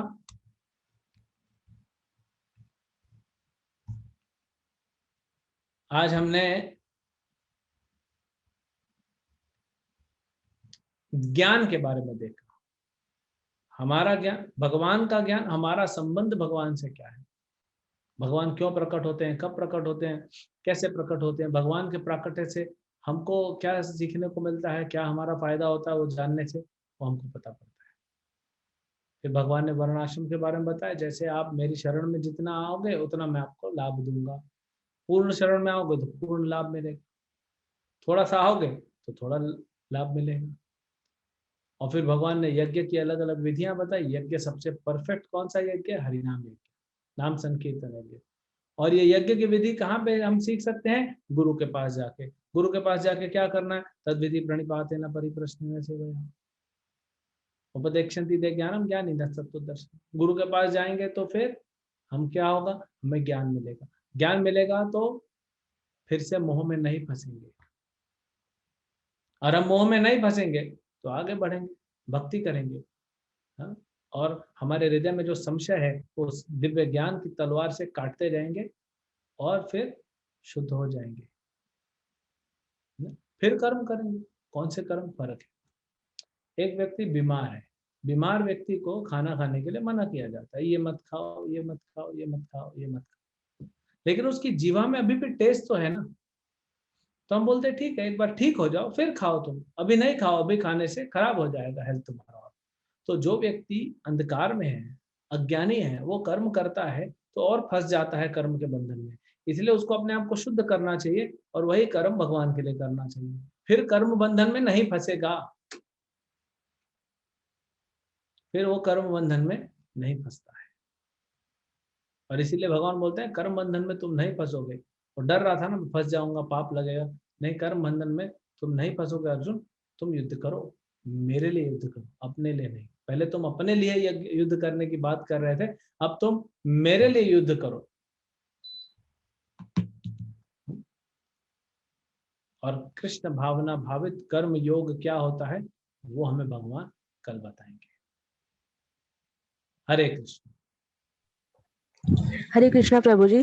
प्रभु जी, मुझे क्वेश्चन है कि भक्ति करने के लिए हमें 4 नियम का पालन करना पड़ता है। अगर हम गलती से अगर 4 नियम से अगर कोई भी नियम टूट जाता है तो क्या भगवान हमें त्याग देते हैं या हमें माफ कर देते हैं? देखिए, भगवान तो हमें माफ करेंगे, भगवान त्यागेंगे नहीं। हमें माफी मांग के आगे बढ़ना चाहिए, गुरु और भगवान से माफी मांग के आगे बढ़ना चाहिए। लेकिन इसका मतलब नहीं कि बार बार तोड़ते रहे। आपने सांप सीढ़ी खेला है ना? बचपन में सांप सीढ़ी खेला होगा आपने। तो उसमें सीढ़ी पे जब आते हैं तो ऊपर, और सांप पे आते हैं तो नीचे आ जाते हैं। तो ये नियम तोड़ना मतलब सांप के मुंह में आ गए, मतलब थोड़ा पीछे हो जाते हैं भक्ति। मार्ग से नहीं हटते, भगवान आपको त्यागते नहीं, लेकिन आप भगवान से थोड़ा पीछे हो जाते हो, तो फिर आपको मेहनत करके जाना पड़ता है। फिर आगे जाते हो 10 कदम, फिर कुछ गड़बड़ हो जाती, फिर 2 कदम पीछे आते हो। फिर भी हिम्मत नहीं हारना चाहिए, चलते रहना चाहिए। जैसे गाड़ी, कोई नया नया व्यक्ति गाड़ी चलाना सीखता है तो वो टकराता है। जैसे छोटा बच्चा है 8 महीने का, अभी वो चलना सीख रहा है, तो हजारों बार तो गिरता है वो। हाँ, दीवार पकड़ के चलता है, किसी को उंगली पकड़ के चलता है, फिर वो हाथ छोड़ के गिरता है, गिर जाता है, फिर आगे जाता है, फिर गिर जाता है। और आप देखेंगे वो खुद ही हंसता है, गिरता भी है, हंसता भी है। बच्चे से कितना सीखने के लिए हमको मिलता है। छोटा सा बच्चा 8-9 महीने का गिर जाता है बार बार, लेकिन हिम्मत नहीं हार रहा है। अरे सब चल रहे हैं, दौड़ रहे हैं, मैं क्यों नहीं चलूंगा, मैं भी चलूंगा। तो ऐसे ही सब भक्त भक्ति में बढ़ रहे हैं, मैं भी चलूंगा। ठीक है, मैं थोड़ा लड़खड़ा गया, फिर मैं खड़े होकर आगे बढ़ूंगा, फिर गिरूंगा, फिर बढ़ूंगा, फिर गिरूंगा, फिर। तो गिरने से नहीं घबराता है व्यक्ति, गिरने से मत घबराइए। हाँ, ऐसा नहीं कि जानबूझ के गिरना चाहिए, हमको दूर रहना चाहिए, लेकिन गिरने से हमको घबराना नहीं चाहिए, फिर से आगे बढ़ना चाहिए, खड़े हो जाना चाहिए और आगे बढ़ना चाहिए। Next question. हरे कृष्णा प्रभु जी, आवाज आ रही है? यस प्रभु जी, भगवान अर्जुन से क्यों कहते हैं कि घोषणा कर दो अर्जुन कि हमारे भक्तों का नाश नहीं होता है? भगवान स्वयं क्यों नहीं कहते हैं? कहाँ कहते हैं ये कि हमारे नहीं, मेरा प्रश्न सुनिए, ये कहाँ पे कहा भगवान ने ऐसा? इसमें एक श्लोक में प्रभु जी इसको सुने थे, इसी में ये भगवान कहते हैं 90वें अध्याय में। हाँ, 9वें अध्याय का जो कोट प्रभु जी आप कह रहे थे बीच में। 90वें अध्याय में पूछिएगा। अच्छा, है ना, फिर भी आप पूछे हैं तो बता देते हैं कि भगवान अगर खुद अपना वचन देंगे तो, हालांकि भगवान तो सत्य संकल्प है, लेकिन भगवान को पता है अभी कुछ दिनों में मैं अपना वचन तोड़ने वाला हूँ। भीष्म देव ने वचन ले लिया कि आज या तो कृष्ण हथियार उठाएंगे, कृष्ण ने वचन दिया था मैं हथियार नहीं उठाऊंगा। भीष्म ने वचन ले लिया या तो कृष्ण हथियार उठाएंगे या तो अर्जुन मरेगा आज। ठीक है, अर्जुन के द्वारा वचन दिलवा दिए कि अर्जुन मेरे भक्त की रक्षा होगी, तो अर्जुन की रक्षा भी करनी है और अर्जुन के वचन की रक्षा भी करनी है, भीष्म के वचन की रक्षा भी करनी है। भगवान ने अपना वचन तोड़ दिया, हथियार उठा दिया और भीष्म तुरंत प्रसन्न हो गए। भीष्म देव बोलते हैं कृष्ण से, मैं जानता हूं आप अपने भक्तों से कितना प्रेम करते हो, अपने भक्तों की रक्षा करने के लिए आपने अपना वचन तक तोड़ दिया। तो भगवान ये सिखा रहे हैं, भक्त वत्सलता का गुण भगवान सिखा रहे हैं संसार को कि मैं अपने भक्तों से कितना प्रेम करता हूं। इसीलिए हमारे अंदर कितना उत्साह होना चाहिए भगवान का भक्त बनने का। हमारी हमेशा रक्षा होगी। भगवान बोलते मैं अपना वचन तोड़ सकता हूं लेकिन भक्तों का नहीं तोड़ सकता। इसलिए अर्जुन को कहे, हे अर्जुन तुम जाओ और ऐलान करो, घोषणा कर दो। आज पूरी मार्केटिंग इंडस्ट्री इसी पे है। आज कंपनी पेप्सी बेचने वाला खुद नहीं आता कि पेप्सी पियो, हाँ, वो स्पोर्ट्स स्टार्स को, बॉलीवुड स्टार्स को पैसा देता, बोलता है जाओ। ये सब यहीं से सीखा गीता से। बोलिए नेक्स्ट क्वेश्चन। चैट बॉक्स में एक प्रश्न है, भगवान कृष्ण ने अर्जुन को गीता बताई तो अर्जुन का नाम गुरु शिष्य परंपरा में क्यों नहीं? क्योंकि ये परंपरा जो हमारी है, ये परंपरा है, भगवान ने अर्जुन को सुनाई थी, लेकिन लिखा किसने उसको? व्यासदेव। तो व्यासदेव आते हैं कि नहीं गुरु परंपरा? अर्जुन को सुनाई व्यासदेव बाजू में बैठे थे। ये आपको नहीं पता पड़ेगा, व्यासदेव दिखे नहीं आपको महाभारत में। आप जाएंगे कुरुक्षेत्र में, अर्जुन को जहाँ पे गीता सुनाई थी ज्योतिसार में, वहां पे व्यासदेव का कुटीर है। व्यासदेव को कृष्ण ने बुलाया था, व्यासदेव को, सुनो मैं कुछ बताने जा रहा हूँ, लिख लो। तो लिखा व्यासदेव में, तो व्यासदेव का नाम है ही है। Next question. दिलीप रघुवंशी प्रभु जी, आप अनम्यूट करके प्रश्न पूछ सकते हैं। हरे कृष्ण गुरुदेव। हरे कृष्ण। गुरुजी मेरा प्रश्न ये है, गुरुजी मेरा प्रश्न ये है सर, आज का गौ माता इतनी पीड़ित है, अच्छा, दर दर भटक रही है, इतनी पीड़ित है, दर दर भटक रही है, तो उसे किसका फल मिल रहा है? ये मनुष्य के कर्मों का या स्वयं कर्मों का? नहीं, मनुष्य कर्म में ही, मनुष्य को कर्म योनि कहा जाता है, बाकी सारी भोग योनि है। यानी मनुष्य जो कर्म करता है उसको भुगतने के लिए उसको अलग अलग जन्म लेने पड़ते हैं। तो जो भी पशु योनि में भुगत रहा है होके उसने गड़बड़ किया था। लेकिन आज मनुष्य जो गाय के ऊपर अत्याचार कर रहे हैं उनका तो बड़ा बुरा हाल होने वाला है। भगवान पकड़ पकड़ के पिटाई करने वाले हैं। भगवान गोपाल हैं, गोविंद हैं, गाय चराने वाले हैं, और अगर भगवान की गायों को कुछ ने हाथ लगाया तो सोचिए उसका क्या होगा। गौएं जो माता, गाय माता जो है वो पिछले जन्मों का अपना भुगत रही है, लेकिन इसका मतलब नहीं कि हमें दुख देना चाहिए। किसी को भी नहीं दुख देना चाहिए, नहीं तो हमें फिर लंबे से दुख लेना पड़ेगा, फंस जाएंगे। Next question. हरे कृष्णा प्रभु जी। हरे प्रभु कृष्ण। जी, दो प्रश्न है। पहला प्रश्न ये है, सकर्म और अकर्म में अंतर क्या होता है? किसमें अंतर? अकर्म और सकर्म। सकर्म। सकर्म जी। तो हमने कुछ बताया नहीं, हमने बताया था कर्म, विकर्म और अकर्म। अकर्म, जी प्रभु जी, पर सकर्म में मैंने पढ़ा है कई जगहों पे, तो सकर्म मतलब सकर्म और अकर्म सेम है क्या कि उसमें अंतर है कोई? सकाम कर्म होते हैं। ओके, सकाम कर्म। एक होता है सकाम कर्म, निष्काम कर्म। सकाम कर्म मतलब काम, मतलब इच्छा। आप किसी फल की इच्छा से कर्म कर रहे हो तो उसको सकाम कर्म कहते हैं। बिना फल की इच्छा के कर रहे हो, भगवान के लिए कर रहे हो, उसको निष्काम कर्म कहते हैं। प्रभु जी, प्रभु जी दूसरा प्रश्न मेरा ये है, जो अभी आपने 4 संप्रदाय बताए अभी, जो उसमें अंतर क्या है प्रभु जी उन चारों संप्रदाय में? भगवान ने 4 लोगों को चुना, भाई मैं तुम चारों को ज्ञान दे रहा हूँ, चारों लोग आगे बढ़ाओ।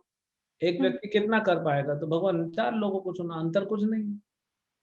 मतलब उनकी पूजा करने के तरीका या विधि में प्रभु हाँ, जी वो डिटेल और भाव अलग अलग है। उसका थोड़ा सा जैसे आप श्री वैष्णव संप्रदाय में जानते हो, लक्ष्मी नारायण की पूजा करते हैं। और ब्रह्म मध्व गौड़ीय संप्रदाय जो है, जो हमारा इस्कॉन का संप्रदाय है, भगवान राधा कृष्ण का माधुर्य भक्ति में पूजा करते हैं, है ना। ये अलग अलग फर्क होता है, बाकी नहीं, तत्व तो सेम है। सब कृष्ण को भगवान मानते हैं, तत्व को समझते हैं, गुरु परंपरा जानते हैं, गीता को स्वीकार करते हैं, वो सब परफेक्ट है। सिर्फ भाव अलग अलग होता है, जो कि वैरायटी के लिए है। हरे कृष्णा प्रभु जी। हरे प्रभु जी, हाँ जी, आपने बताया था जैसे कि कर्म वो होते हैं जो शास्त्रों के आधार पे हम लोग करते हैं, तो लेकिन अगर हम शास्त्रों के हिसाब से काम करेंगे तो क्या उनके भी फल हमें भुगतने पड़ेंगे? और ये जो जॉब वगैरह है वो कर्म में नहीं आती, तो लेकिन हमें अपना परिवार चलाने के लिए जॉब तो करनी ही पड़ेगी, तो उसको फिर किस तरह से समझें? देखिए, जो शास्त्र अनुसार करेंगे कर्म, उसका भी तो फल भुगतना ही पड़ेगा, बिल्कुल भुगतना पड़ेगा। बंधन में तो वो भी डालेगा। बंधन से छुटकारा सिर्फ अकर्म देता, मतलब भक्ति। अब रही बात जॉब कर्म है ना, अकर्म है, वो विकर्म है, क्योंकि जॉब सब गलत है, सब पाप में जॉब है। लेकिन अभी संसार में फंसे हैं, क्या करेंगे? तो कोशिश कीजिए कम से कम डायरेक्ट, जैसे कोई कसाई का काम न करे, नॉनवेज बेचने वाला काम न करे, कोई ऐसी दवाई न बनाए जिससे अबॉर्शन होता हो। ये सब कम से कम पाप कर्मों से बचते हुए जो जॉब मिल रही है उसको करें। लेकिन भक्ति करेंगे तो बच जाएंगे, भक्ति नहीं करेंगे तो बंधन फंस जाएंगे। आप जो भी जॉब कर रहे हैं, बिजनेस कर रहे हैं, उसके साथ आप भक्ति करिए, भक्ति से भगवान बचा लेंगे आपको, फिर आप फंसेंगे नहीं। क्योंकि आपको घर चलाने के लिए जॉब पैसों की आवश्यकता है, बिल्कुल सही बात। तो इसलिए जॉब करते हुए, बिजनेस करते हुए जो हमको क्या करना चाहिए, भक्ति जरूर करना चाहिए, तो उस बंधन में नहीं फंसेंगे। जैसे कटहल होता है ना, जैक फ्रूट, कटहल के फल को जब काटते हैं सब्जी बनाने के लिए, तो हाथ में उसके छोटे छोटे रेशे घुस जाते हैं, बहुत खुजली होता है, बहुत खुजली होता है। तो क्या करते हैं, सरसों का तेल लगा लेते हैं पूरा अपने हाथ में, फिर काटते हैं, और फिर हाथ साबुन से धो लो तो तेल के साथ वो उसके रेशे भी चले जाते हैं, खुजली नहीं होती आपको। तो इसीलिए भक्ति जो है प्रोटेक्शन करता है आपका। भक्ति आपको लाइसेंस नहीं देता पाप करने का, लेकिन आपका जॉब कर रहे हैं, आपका बिजनेस कर रहे हैं, अब पैसा चाहिए, करना पड़ेगा, तो भक्ति करेंगे तो भक्ति आपको प्रोटेक्शन देगा, इन चीजों के बंधन से आप बच जाएंगे। चैट बॉक्स का प्रश्न है, कोई गुरु प्रामाणिक है या नहीं, ये कैसे जानेंगे? कोई गुरु प्रामाणिक है, आप उनकी परंपरा पूछिए ना, ये 4 परंपरा में जुड़ते हैं क्या, और वो देखिए वो क्या सिखा रहे हैं आपको। वो जो सिखा रहे हैं वो खुद भी पालन कर रहे हैं कि नहीं। गुरु को पहचानने के भी बहुत सारे सिम्टम होते हैं जो आगे चल के पढ़ाया जाएगा। लेकिन आप देखिए, सबसे पहले गुरु का परंपरा चेक कर लीजिए, उससे पूछ लीजिए, हे गुरु महाराज आपके गुरु कौन है, तो कोई होगा। उनके गुरु कौन है, तो कोई होगा। उनके गुरु कौन है, तो ही होगा। ऐसे चलते चलते वो कृष्ण तक पहुंच गया क्या, तो ठीक है, नहीं तो गड़बड़ है। अब बोलेगा मुझे याद नहीं, हमारी परंपरा कृष्ण से जुड़ती है लेकिन मुझे याद नहीं। कैसे याद नहीं? आपको अपने गुरु परंपरा पे तो आपको गर्व होना चाहिए, आपको कैसे पता नहीं? तो ये नेक्स्ट नेहा राजभर माता जी, आप अनम्यूट करके प्रश्न पूछ सकते। हरे कृष्णा गुरुजी। हरे कृष्णा। गुरुजी, मेरा यह प्रश्न है आपसे कि आप आज श्री कृष्ण के स्वरूप की चर्चा करें, कुछ मैं सुनना चाहती हूँ आपसे, उनके स्वरूप की चर्चा करें। तो भगवान श्री कृष्ण जो है आगे बताते हैं स्वयं कि उनकी साकार रूप से भक्ति करनी चाहिए। तो भगवान का स्वरूप है वो दिव्य स्वरूप है, सच्चिदानंद स्वरूप है। ठीक। और 11वें अध्याय में जब भगवान विश्व रूप दिखाते हैं तो अर्जुन भयभीत हो जाते हैं विश्व रूप से, भगवान को बोलते हैं कि मुझे चतुर्भुजी रूप दिखाइए, फिर द्विभुजी रूप पे आते हैं। भगवान के भक्तों को कैसा रूप है, भगवान वेणु बजा रहे हैं, वंशी बजा रहे हैं। भगवान की आंखें जो हैं कमल की पंखुड़ियों जैसी हैं, बड़ी बड़ी आंखें हैं भगवान की। भगवान के घुंघराले काले बाल हैं और गले में वैजयंती माला, वैजयंती मतलब 5 फूल अलग अलग प्रकार के होते हैं, उसको वैजयंती माला बोलते हैं, वो पहनते हैं। कान में मकर कुंडल पहनते हैं। तो भगवान का बहुत सुंदर रूप है, वर्णन करने जाएंगे तो बहुत टाइम लगेगा। ये थोड़ा सा आपको बताया, लेकिन भगवान का रूप इतना सुंदर है, इतना सुंदर है, इसलिए उनका नाम श्याम सुंदर है, गौर सुंदर है। कोई भी संसार में, इस संसार का तो कहीं पे भी लक्ष्मी जी की सुंदरता कृष्ण की सुंदरता के सामने फीकी है, तो फिर और किसी का क्या बात करना। हरे हरे कृष्ण प्रभु जी। अरे मेरे मेरे 2 प्रश्न है। एक मेरी इच्छा है कि वो जो आपने जो परंपरा दिखाई है तो मैं फिर से देखना चाहता हूँ। और दूसरा मेरा उसी पे प्रश्न है, जैसा कि अर्जुन ने जैसा बोला है कि जो सूर्यदेव है वो तो बहुत पहले हुए हैं। जैसे कि अभी समझो ये जो परंपरा में जो भी है वो तो बहुत बहुत पहले हुए। और प्रभुपाद जी भी अभी मैं उनको जानता नहीं। तो ये ज्ञान परंपरा से आया है, ये कैसे जाने?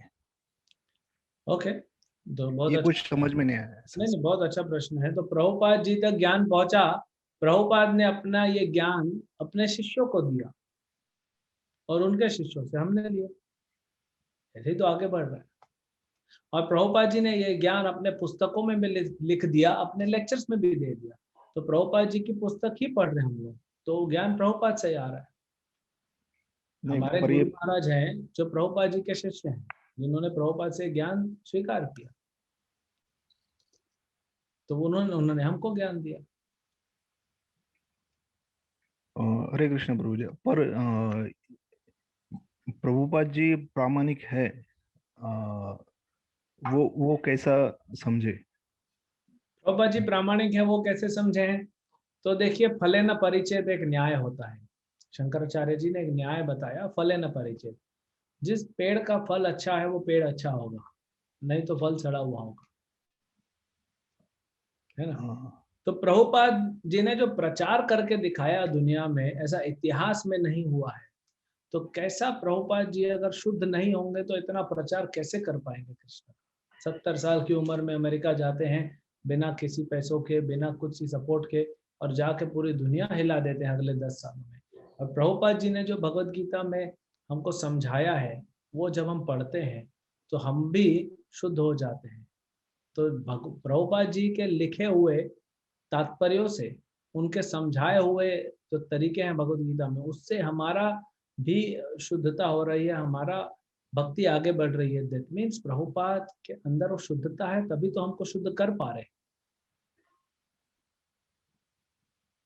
समझे? हरे हरे कृष्ण प्रभु जी। अभी कैसा है कि ये मैं बंद कर दो, प्रभुपाद जी का, ये स्क्रीन बंद कर दो। हाँ नहीं ये नहीं मुझे देखना था वो जिनमें हाँ ये देखना था।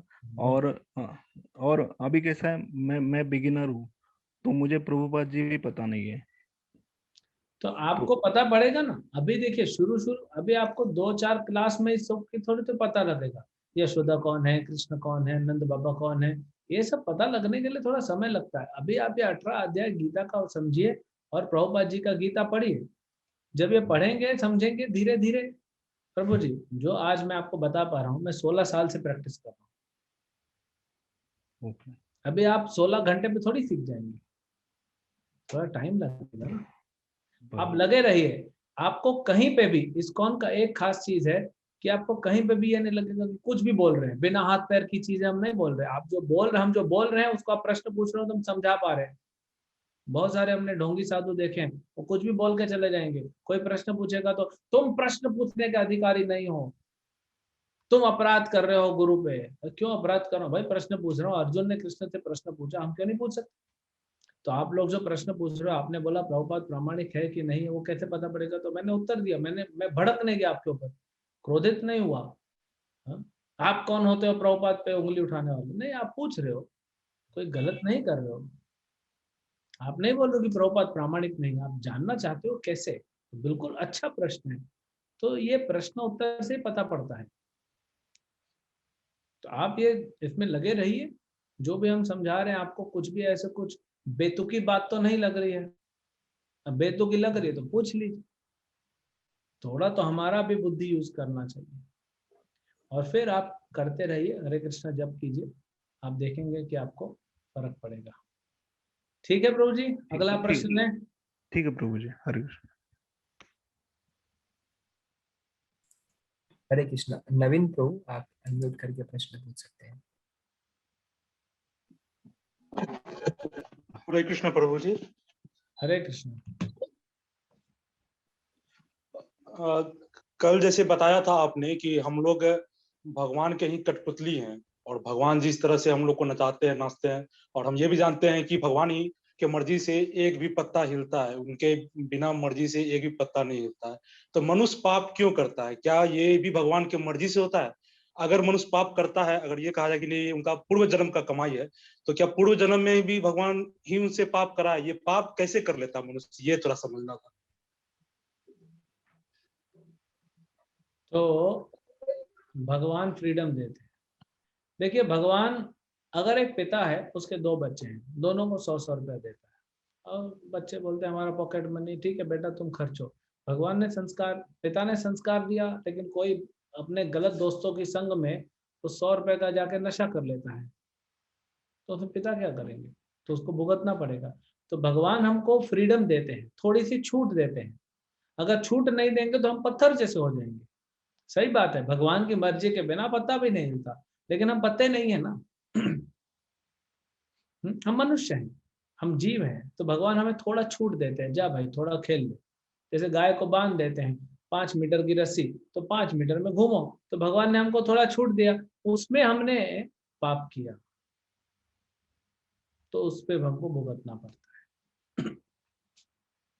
भगवान पाप नहीं करवाए हमसे, भगवान ने हमको छूट दिया। अगर छूट नहीं देंगे तो फायदा कैसे? फिर क्या फायदा? फिर तो हम पत्थर ही हो गए। फिर मनुष्य में और पत्थर में क्या फर्क हो गया? है ना? भगवान चाहते हैं कि हम स्वेच्छा से भगवान के पास आए, स्वेच्छा से भगवान से प्रेम करें। जबरदस्ती का प्रेम भगवान नहीं कराना चाहते, स्वेच्छा से कराना चाहते हैं। नेक्स्ट प्रश्न। प्रभु जी, माइक्रो ऑर्गेनिज्म को भी मारने से क्या पाप लगता है? बिल्कुल लगता है तो कैसे बचे? वो भी आत्मा है, आप कोई भी आत्मा को तकलीफ दोगे, शरीर, बैक्टीरिया का भी तो शरीर है। कैसे बचें? देखिए बचना मुश्किल है, क्योंकि आप चल रहे हैं, बात कर रहे हैं तो पाप हो रहा है। इसलिए हमेशा भक्ति में लगे रहेंगे तो बच जाएंगे। भगवान समझेंगे कि क्या करेगा, बेचारा ऐसी संसार में है जहाँ पे पाप हो ही रहा है, तो इसीलिए भगवान की भक्ति करते रहेंगे तो भगवान हमें बचा लेंगे, क्योंकि वो पाप आप जानबूझ के नहीं कर रहे हो, अनजाने में हो रहा है। Next question.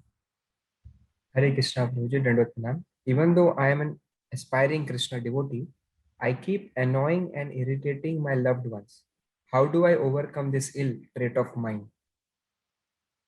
Keep practicing, keep chanting. One day you will be able to overcome this problem. We have to practice. What is in our hand is only practice. So keep practicing. Practice, practice, practice till you succeed. हरे कृष्ण। हरे कृष्ण प्रभु जी, धन्यवाद, प्रणाम। हरे कृष्ण। प्रभु जी, मेरा ये question है, जब भी हम भक्ति मार्ग पे चलते हैं तो भगवान हमारी परीक्षा लेते हैं। मेरे साथ एक्सपीरियंस हुआ है, जब भी मैं वृंदावन जाता हूँ कभी कभी मुझे लक्ष्मी पा जाती है रोड से। ये भगवान परीक्षा लेते हैं मेरी, ये अपने लिए खर्च करेगा, दूसरों के लिए खर्च करेगा? ना अपने लिए खर्च करना है ना दूसरों के लिए खर्च करना है, वो जाके आपको सीधा मंदिर की हुंडी में डालना है, मंदिर डोनेशन में। बाकी वो जो भी नहीं तो आपको पाप लगेगा। 3 प्रकार के लोग होते हैं।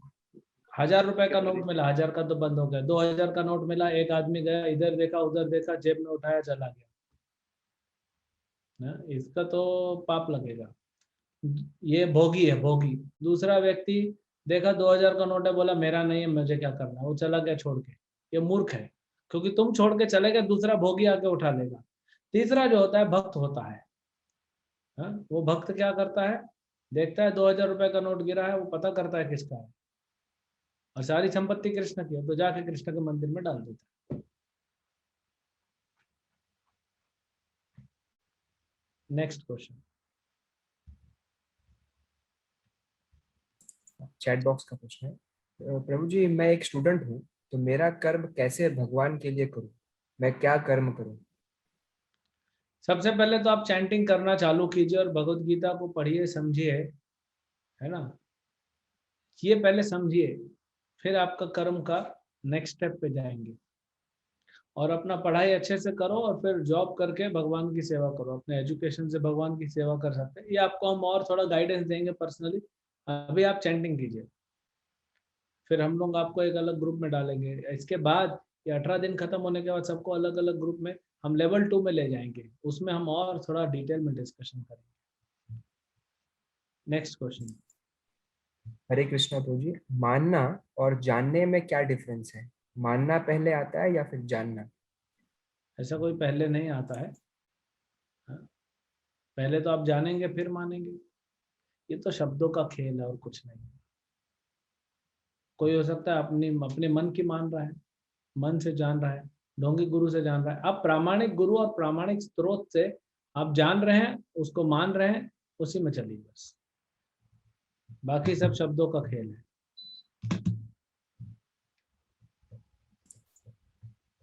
Next question. प्रभु जी भगवान की भक्ति के लिए किसी गुरु को क्या जरूरत है? हम सीधा भगवान से भक्ति नहीं मांग सकते, वो तो सब भगवान तो खुद बोले तद्विधि प्रणिपाते न, गुरु के पास जाओ। आप खुद सोचिए, आप प्रधानमंत्री से डायरेक्ट मिल सकते हैं, लेकिन पहले उनके सेक्रेटरी से मिलना पड़ता है, अपॉइंटमेंट लेना पड़ता है। ऐसा थोड़ी ना प्रधानमंत्री मेन गेट पे आएंगे, आपको चेक करेंगे कि बंदूक तो लेके नहीं आया, वो सिक्योरिटी का काम है। तो अलग अलग लेवल पे अलग अलग लोग आपको मिलेंगे, तो अलग अलग लेवल पे लोग मिलेंगे। तो गुरु आपको ट्रेन करते हैं, तैयार करते हैं कि भैया इतना तो तैयार हो जा कि तेरे को भगवान के सामने खड़ा करो, है ना। तो इसीलिए गुरु के पास जाते हैं। Next question. तेजस टू आप अनम्यूट करके प्रश्न पूछ सकते हैं। मीन्स सम पीपल से दैट हमको ऐसे ज्ञान प्राप्त हुआ, तो उनकी वो लोग क्या राइट होते हैं क्या? अगर कोई बोल रहा है, ठीक है, आप म्यूट करिए, आपका क्वेश्चन समझ गया। आपका थोड़ा आवाज आ रहा है बैकग्राउंड से। तो कोई व्यक्ति बोल रहा है मैंने तो गुरु से ज्ञान लेने की जरूरत नहीं, मेरे को ऐसे ही ज्ञान मिल गया। ठीक है, ऐसे ही ज्ञान मिल गया, हिमालय में जाओ, हल्ला मत करो। दूसरों को ज्ञान क्यों बांट रहे हो? दूसरों को भी ऐसे ही मिल जाएगा, तुमने क्या ठेका लेके रखा है संसार का? भाई अगर मैं किसी गुरु के पास जा रहा हूँ, गुरुदेव आपको ज्ञान कैसे मिला? मेरे को तो ऐसे ही मिला, तो मैं भी बोलूंगा टाटा बाय बाय, मेरे को भी ऐसे ही मिलेगा, क्यों आपके पास आऊं? जिसको ज्ञान ऐसे मिला वो हिमालय में जाके बैठे, इधर ना बैठे, है ना। Next question. हर्षित प्रभु जी आप प्रश्न पूछ सकते हैं, अनम्यूट कर। हरे कृष्णा प्रभु जी, दंडवत प्रणाम। प्रभु जी भगवान नाम के जप में 10 अपराध होते हैं, उसमें जो 9वां अपराध होता है वो होता है कि अश्रद्धालु को कृष्ण नाम की महिमा का उपदेश न करना। तो प्रभु जी जब हम प्रचार के लिए जाते हैं या फिर देखते हैं लोगों को, तो उसमें बहुत से लोग होते हैं जो अश्रद्धालु होते हैं, तो क्या वो अपराध करते हैं हम लोग? इस बारे में बता दीजिए थोड़ा। उसमें लिखा हुआ है 9वें अपराध में, अश्रद्धालुओं को नाम की महिमा बताना। आप नाम की महिमा नहीं बता रहे, आप सिर्फ नाम बता रहे। नाम बताना अलाउड है, नाम की गुह्य महिमा को बताना वो अपराध है। वो तो आपको खुद नहीं पता होगा, तो आप क्या बताएंगे? नाम की गुह्य महिमा को हम नहीं बताते, नाम देते हैं सब, है ना, महिमा मना है। Next question. क्या किसी के भले के लिए बोला गया झूठ झूठ होता है? डिपेंड करता है, ऐसा कोई ब्लैंक आंसर नहीं दे सकते। आप अपने पिताजी से झूठ बोलोगे अपना भला करने के लिए, तो थोड़ी चलेगा, है ना। वो क्या सर्कमस्टांसेस, वैसे प्राय झूठ नहीं बोलना चाहिए, ऐसा नहीं कि किसी के भले के लिए, नहीं प्रभु जी मैं अपने भले के लिए नहीं करूंगा, अपने दोस्त के पिताजी से झूठ बोलूंगा अपने दोस्त को बचाने के लिए, नहीं तो उसको पिटाई पड़ेगी। तो ये झूठ झूठ ही है, ये सही नहीं है। सर्कमस्टांसेस पे डिपेंड करता है, नहीं तो झूठ का परिणाम बहुत भयावह होगा। नेक्स्ट। प्रभु जी कर्ड में भी बैक्टीरिया होता है, तो क्या वो एक खाने से भी पाप लगता है? नहीं, ऐसे तो हर चीज बैक्टीरिया होता है, आपका शरीर के अंदर बैक्टीरिया है। तो कर्ड वेजिटेरियन है, उसको नॉन वेजिटेरियन, दही वेजिटेरियन है, उसको नॉन वेज में नहीं गिनते। जो चीजें भगवान खाते हैं वो उसको खाने से पाप कैसे लगेगा? भगवान तो दूध दही माखन खाते हैं, वो खाने से हमको कैसे पाप लग सकता है? Next question.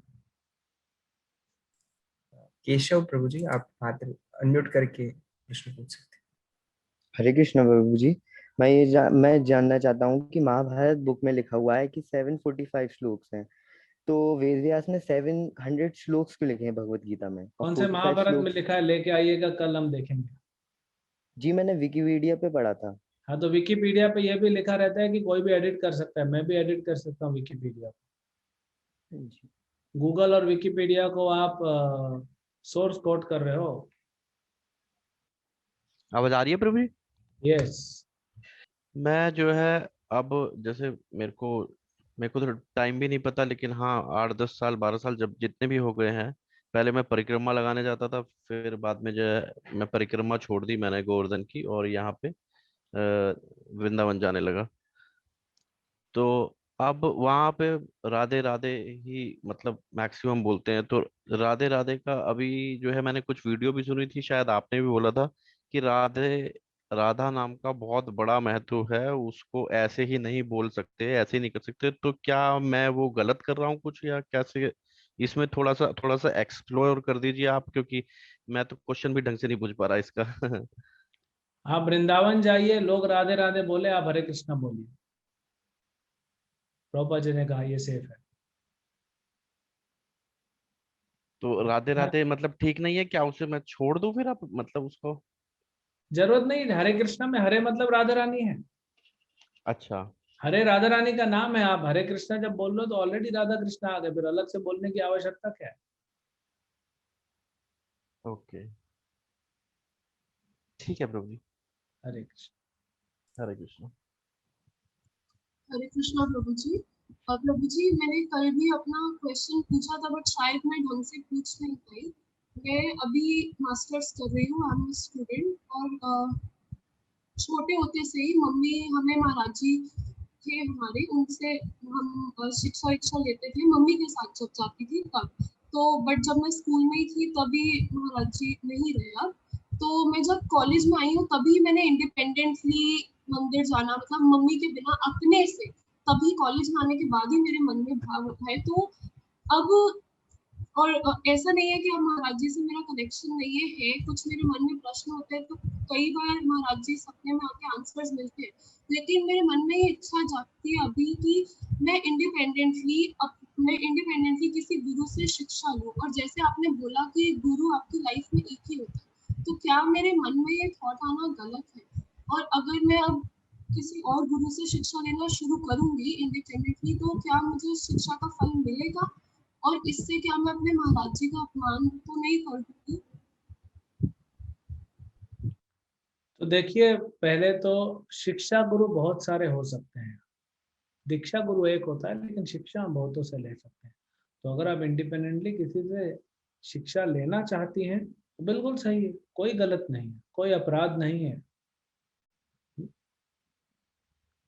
तो इसीलिए तो हम कहते हैं प्रभुपाद जी का पुस्तकें पढ़िए, प्रभुपाद जी के लेक्चर सुनिए, क्योंकि प्रभुपाद इस भगवान चैतन्य महाप्रभु जो कलयुग में आए कृष्ण, उन्होंने अपनी पूरी शक्ति, पूरा कृपा दिया है प्रभुपाद को।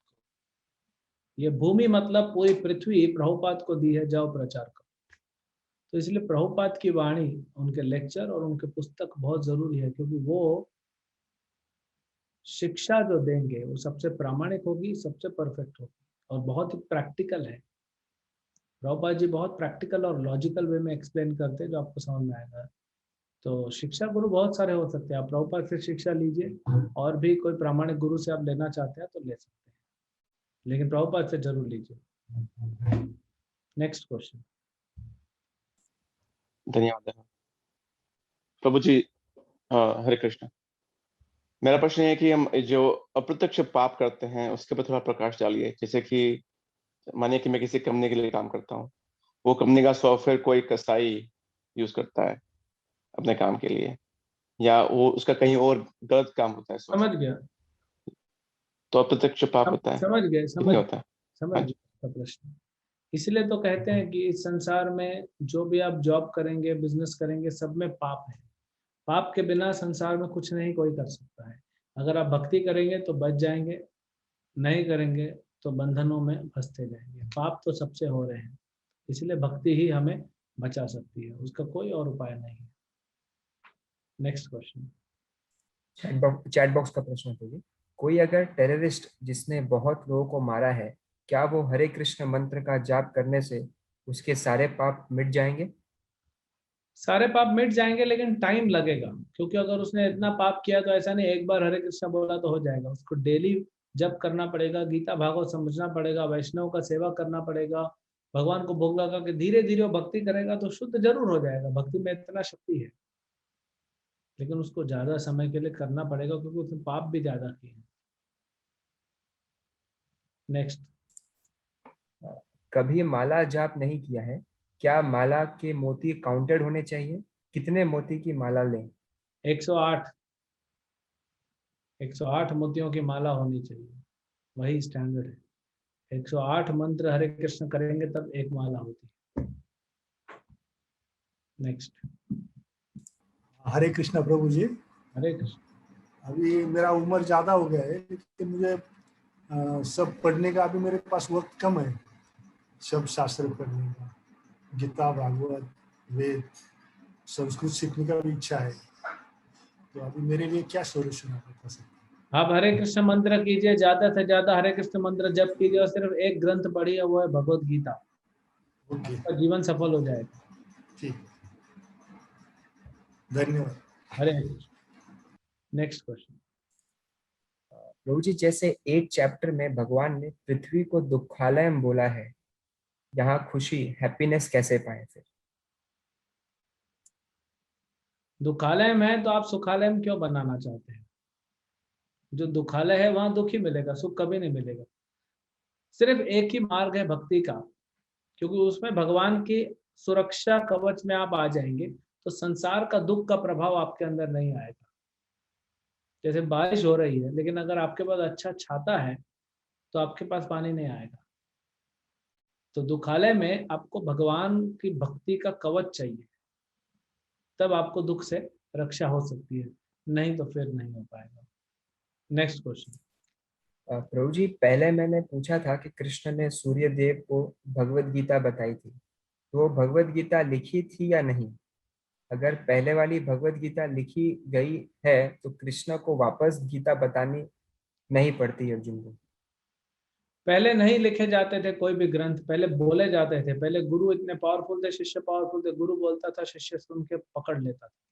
ये व्यासदेव ने लिखना चालू किया, देखते हुए कि कलयुग में लोगों की बुद्धि नहीं है, लोग सुनेंगे और भूल जाएंगे। अभी आप लोग कितना गीता सुने, आधे घंटे बाद भूल जाएंगे। इसीलिए लिखा गया है। व्यासदेव जी को भगवान ने कहा आप लिखना चालू करिए, क्योंकि नहीं होगा कलयुग में लोगों से, इसीलिए लिखना चालू किया। भगवान एक हैं तो इतने रिलीजन क्यों, कृपया बताएं। भगवान एक है, इतने रिलीजन क्यों हैं? क्योंकि हर व्यक्ति संसार में अलग अलग लेवल पे है, इसलिए भगवान को अलग अलग लेवल के चीजें बनानी पड़ती हैं। जैसे स्कूल एक होता है, लेकिन कोई क्लास 1 में होता है, कोई क्लास 2 में होता है, कोई क्लास 3 में होता है, कोई 10 में होता है, कोई 9 में होता है, कोई 8 में होता है। क्यों अलग अलग बनाए गए? क्योंकि अलग अलग लेवल के लोग हैं। तो ऐसे अलग अलग लेवल के लोग हैं दुनिया में, जिनकी चेतना अलग अलग है, तो उनको अलग अलग समझ में आता है। कुरान में बोला गया है कि रोज मांस खाओ, बस शुक्रवार को मत खाओ, है ना। लेकिन गीता में बोला गया एक दिन भी मांस नहीं खाओ। तो क्योंकि अर्जुन अलग लेवल पे था। कुरान किन के लिए बोला गया? बाइबल किन के लिए बोला गया? जो अलग अलग लेवल पे थे। इसलिए अर्जुन शुद्ध भक्त था, तो शुद्ध भक्ति के लेवल के लोगों के लिए भगवत गीता दी गई, सबसे शुद्ध है, सबसे रिफाइंड। तो वही भगवान अलग अलग लेवल के लोगों को बताते हैं। जैसे हमने कहा ना, 2 महीने का बच्चा वो सिर्फ दूध पी सकता है, लेकिन 3 साल का बच्चा है सब्जी चपाती दाल राइस खा सकता है। अब आप 3 साल के बच्चे को सिर्फ दूध पिलाओगे, उसको मजा नहीं आएगा, और 2 महीने बच्चे को रोटी सब्जी खिलाओगे, उल्टी कर देगा, वो पचा नहीं पाएगा। तो अलग अलग है, तो अलग अलग देना पड़ता है। कोई व्यक्ति तैयार नहीं है, कोई सकाम कर्मों के लिए तैयार होता है, कोई निष्काम के लिए तैयार होता है, कोई शुद्ध भक्ति के लिए तैयार है, कोई ज्ञान के लिए तैयार है। तो ऐसा अलग अलग इसलिए बनाया गया है। नेक्स्ट। प्रभु जी, जप करने का कितना फायदा होता है, थोड़ा बताइए प्लीज। जप करने का अनंत फायदा होता है, अनंत फायदा है, उसका कोई फायदा का गिनती नहीं कर सकते। वो आप जप करेंगे ना तब पता पड़ेगा आपको। खाना खाने के क्या फायदे हैं? आप खाना खाएंगे तो सबसे पहले आनंद मिलेगा, पेट भरेगा, शक्ति मिलेगी। तो आप जप कीजिए, आपको खुद ही समझ में आ जाएगा। अनुभव कीजिए, सुन के कुछ नहीं होगा, अनुभव कीजिए उसको। प्रभु जी, आपने लास्ट सेशन में बताया था कि जो लोग अभी कोरोना से मर रहे हैं वो अपने पिछले कर्म की वजह से मर रहे हैं। तो ये सिर्फ इंडिया में क्यों हो रहा है? यूरोपियन कंट्रीज में कम लोग मर रहे हैं। देखिए, जिसका टाइम आ गया है मृत्यु का, वो जाएगा। ये मत सोचिए कि यूरोप में हो रहा है कि इंडिया में हो रहा है कि यहाँ हो रहा है। भगवान ये भेदभाव नहीं करते। जिसका टाइम आ गया, जैसे जाना है वो जाएगा। क्या यूरोप में मृत्यु नहीं हो रही? कोरोना से नहीं हो रही तो दूसरे से नहीं हो रही। कोरोना के अलावा मृत्यु नहीं होता था, आगे भी होगा, बिल्कुल होगा। भारत के लोग जिनको धर्म का ज्यादा ज्ञान है, जिनको धर्म का पालन करना चाहिए, वो अधर्मी बन गए, तो यहाँ पाप बढ़ गया ज्यादा। भारत में, दुनिया में सबसे ज्यादा गाय भारत में कटती है, तो सबसे ज्यादा पाप यहाँ पे हो रहा है। तो जहाँ पाप होगा वहाँ फल मिलेगा। तो ये भी तो देखिए, भारतीय लोग क्या कर रहे हैं? कुछ भी धर्म का प्रचार कर रहे हैं? नहीं कर रहे। कुछ धर्म का पालन कर रहे हैं? नहीं कर रहे। तो इसीलिए सब पाप में घिरे पड़े हैं। नेक्स्ट। प्रभु जी, मैंने आज से पहले चैंटिंग नहीं की है, तो मैं चैंटिंग कैसे स्टार्ट कर सकता हूँ और इसका सही प्रोसेस क्या है? आप ये जो मंत्र है ना, हरे कृष्ण कृष्ण कृष्ण हरे हरे, हरे राम राम राम हरे हरे, ये हरे कृष्ण मंत्र को 108 बार जप कीजिए। इसको बोलते हैं एक माला। 8 मिनट लगेगा, 8-9 मिनट लगेगा। इसको डेली 2 राउंड जप कीजिए, 2 माला जप कीजिए। माला नहीं भी है तो भी 108 बार गिन के जप कीजिए। फिर कहीं से माला आपको कहीं भी मिल जाएगी, तो 2 माला से चालू कीजिए। हरे कृष्ण कृष्ण कृष्ण हरे हरे, हरे राम राम राम हरे हरे। फिर हरे कृष्ण कृष्ण कृष्ण हरे हरे, हरे राम राम राम हरे हरे। ऐसे माला जप कीजिए, है ना। 2 माला जप कीजिए। 18 अध्याय कंप्लीट होते होते आपका माला भी बढ़ जाएगा और चैंटिंग भी आपको और समझ में आएगा कैसे करना है। नेक्स्ट। प्रभु जी, मुस्लिम्स तो बीफ खाते हैं, तो वो भी सिन हुआ ना? बहुत बड़ा पाप हुआ। हरे कृष्णा।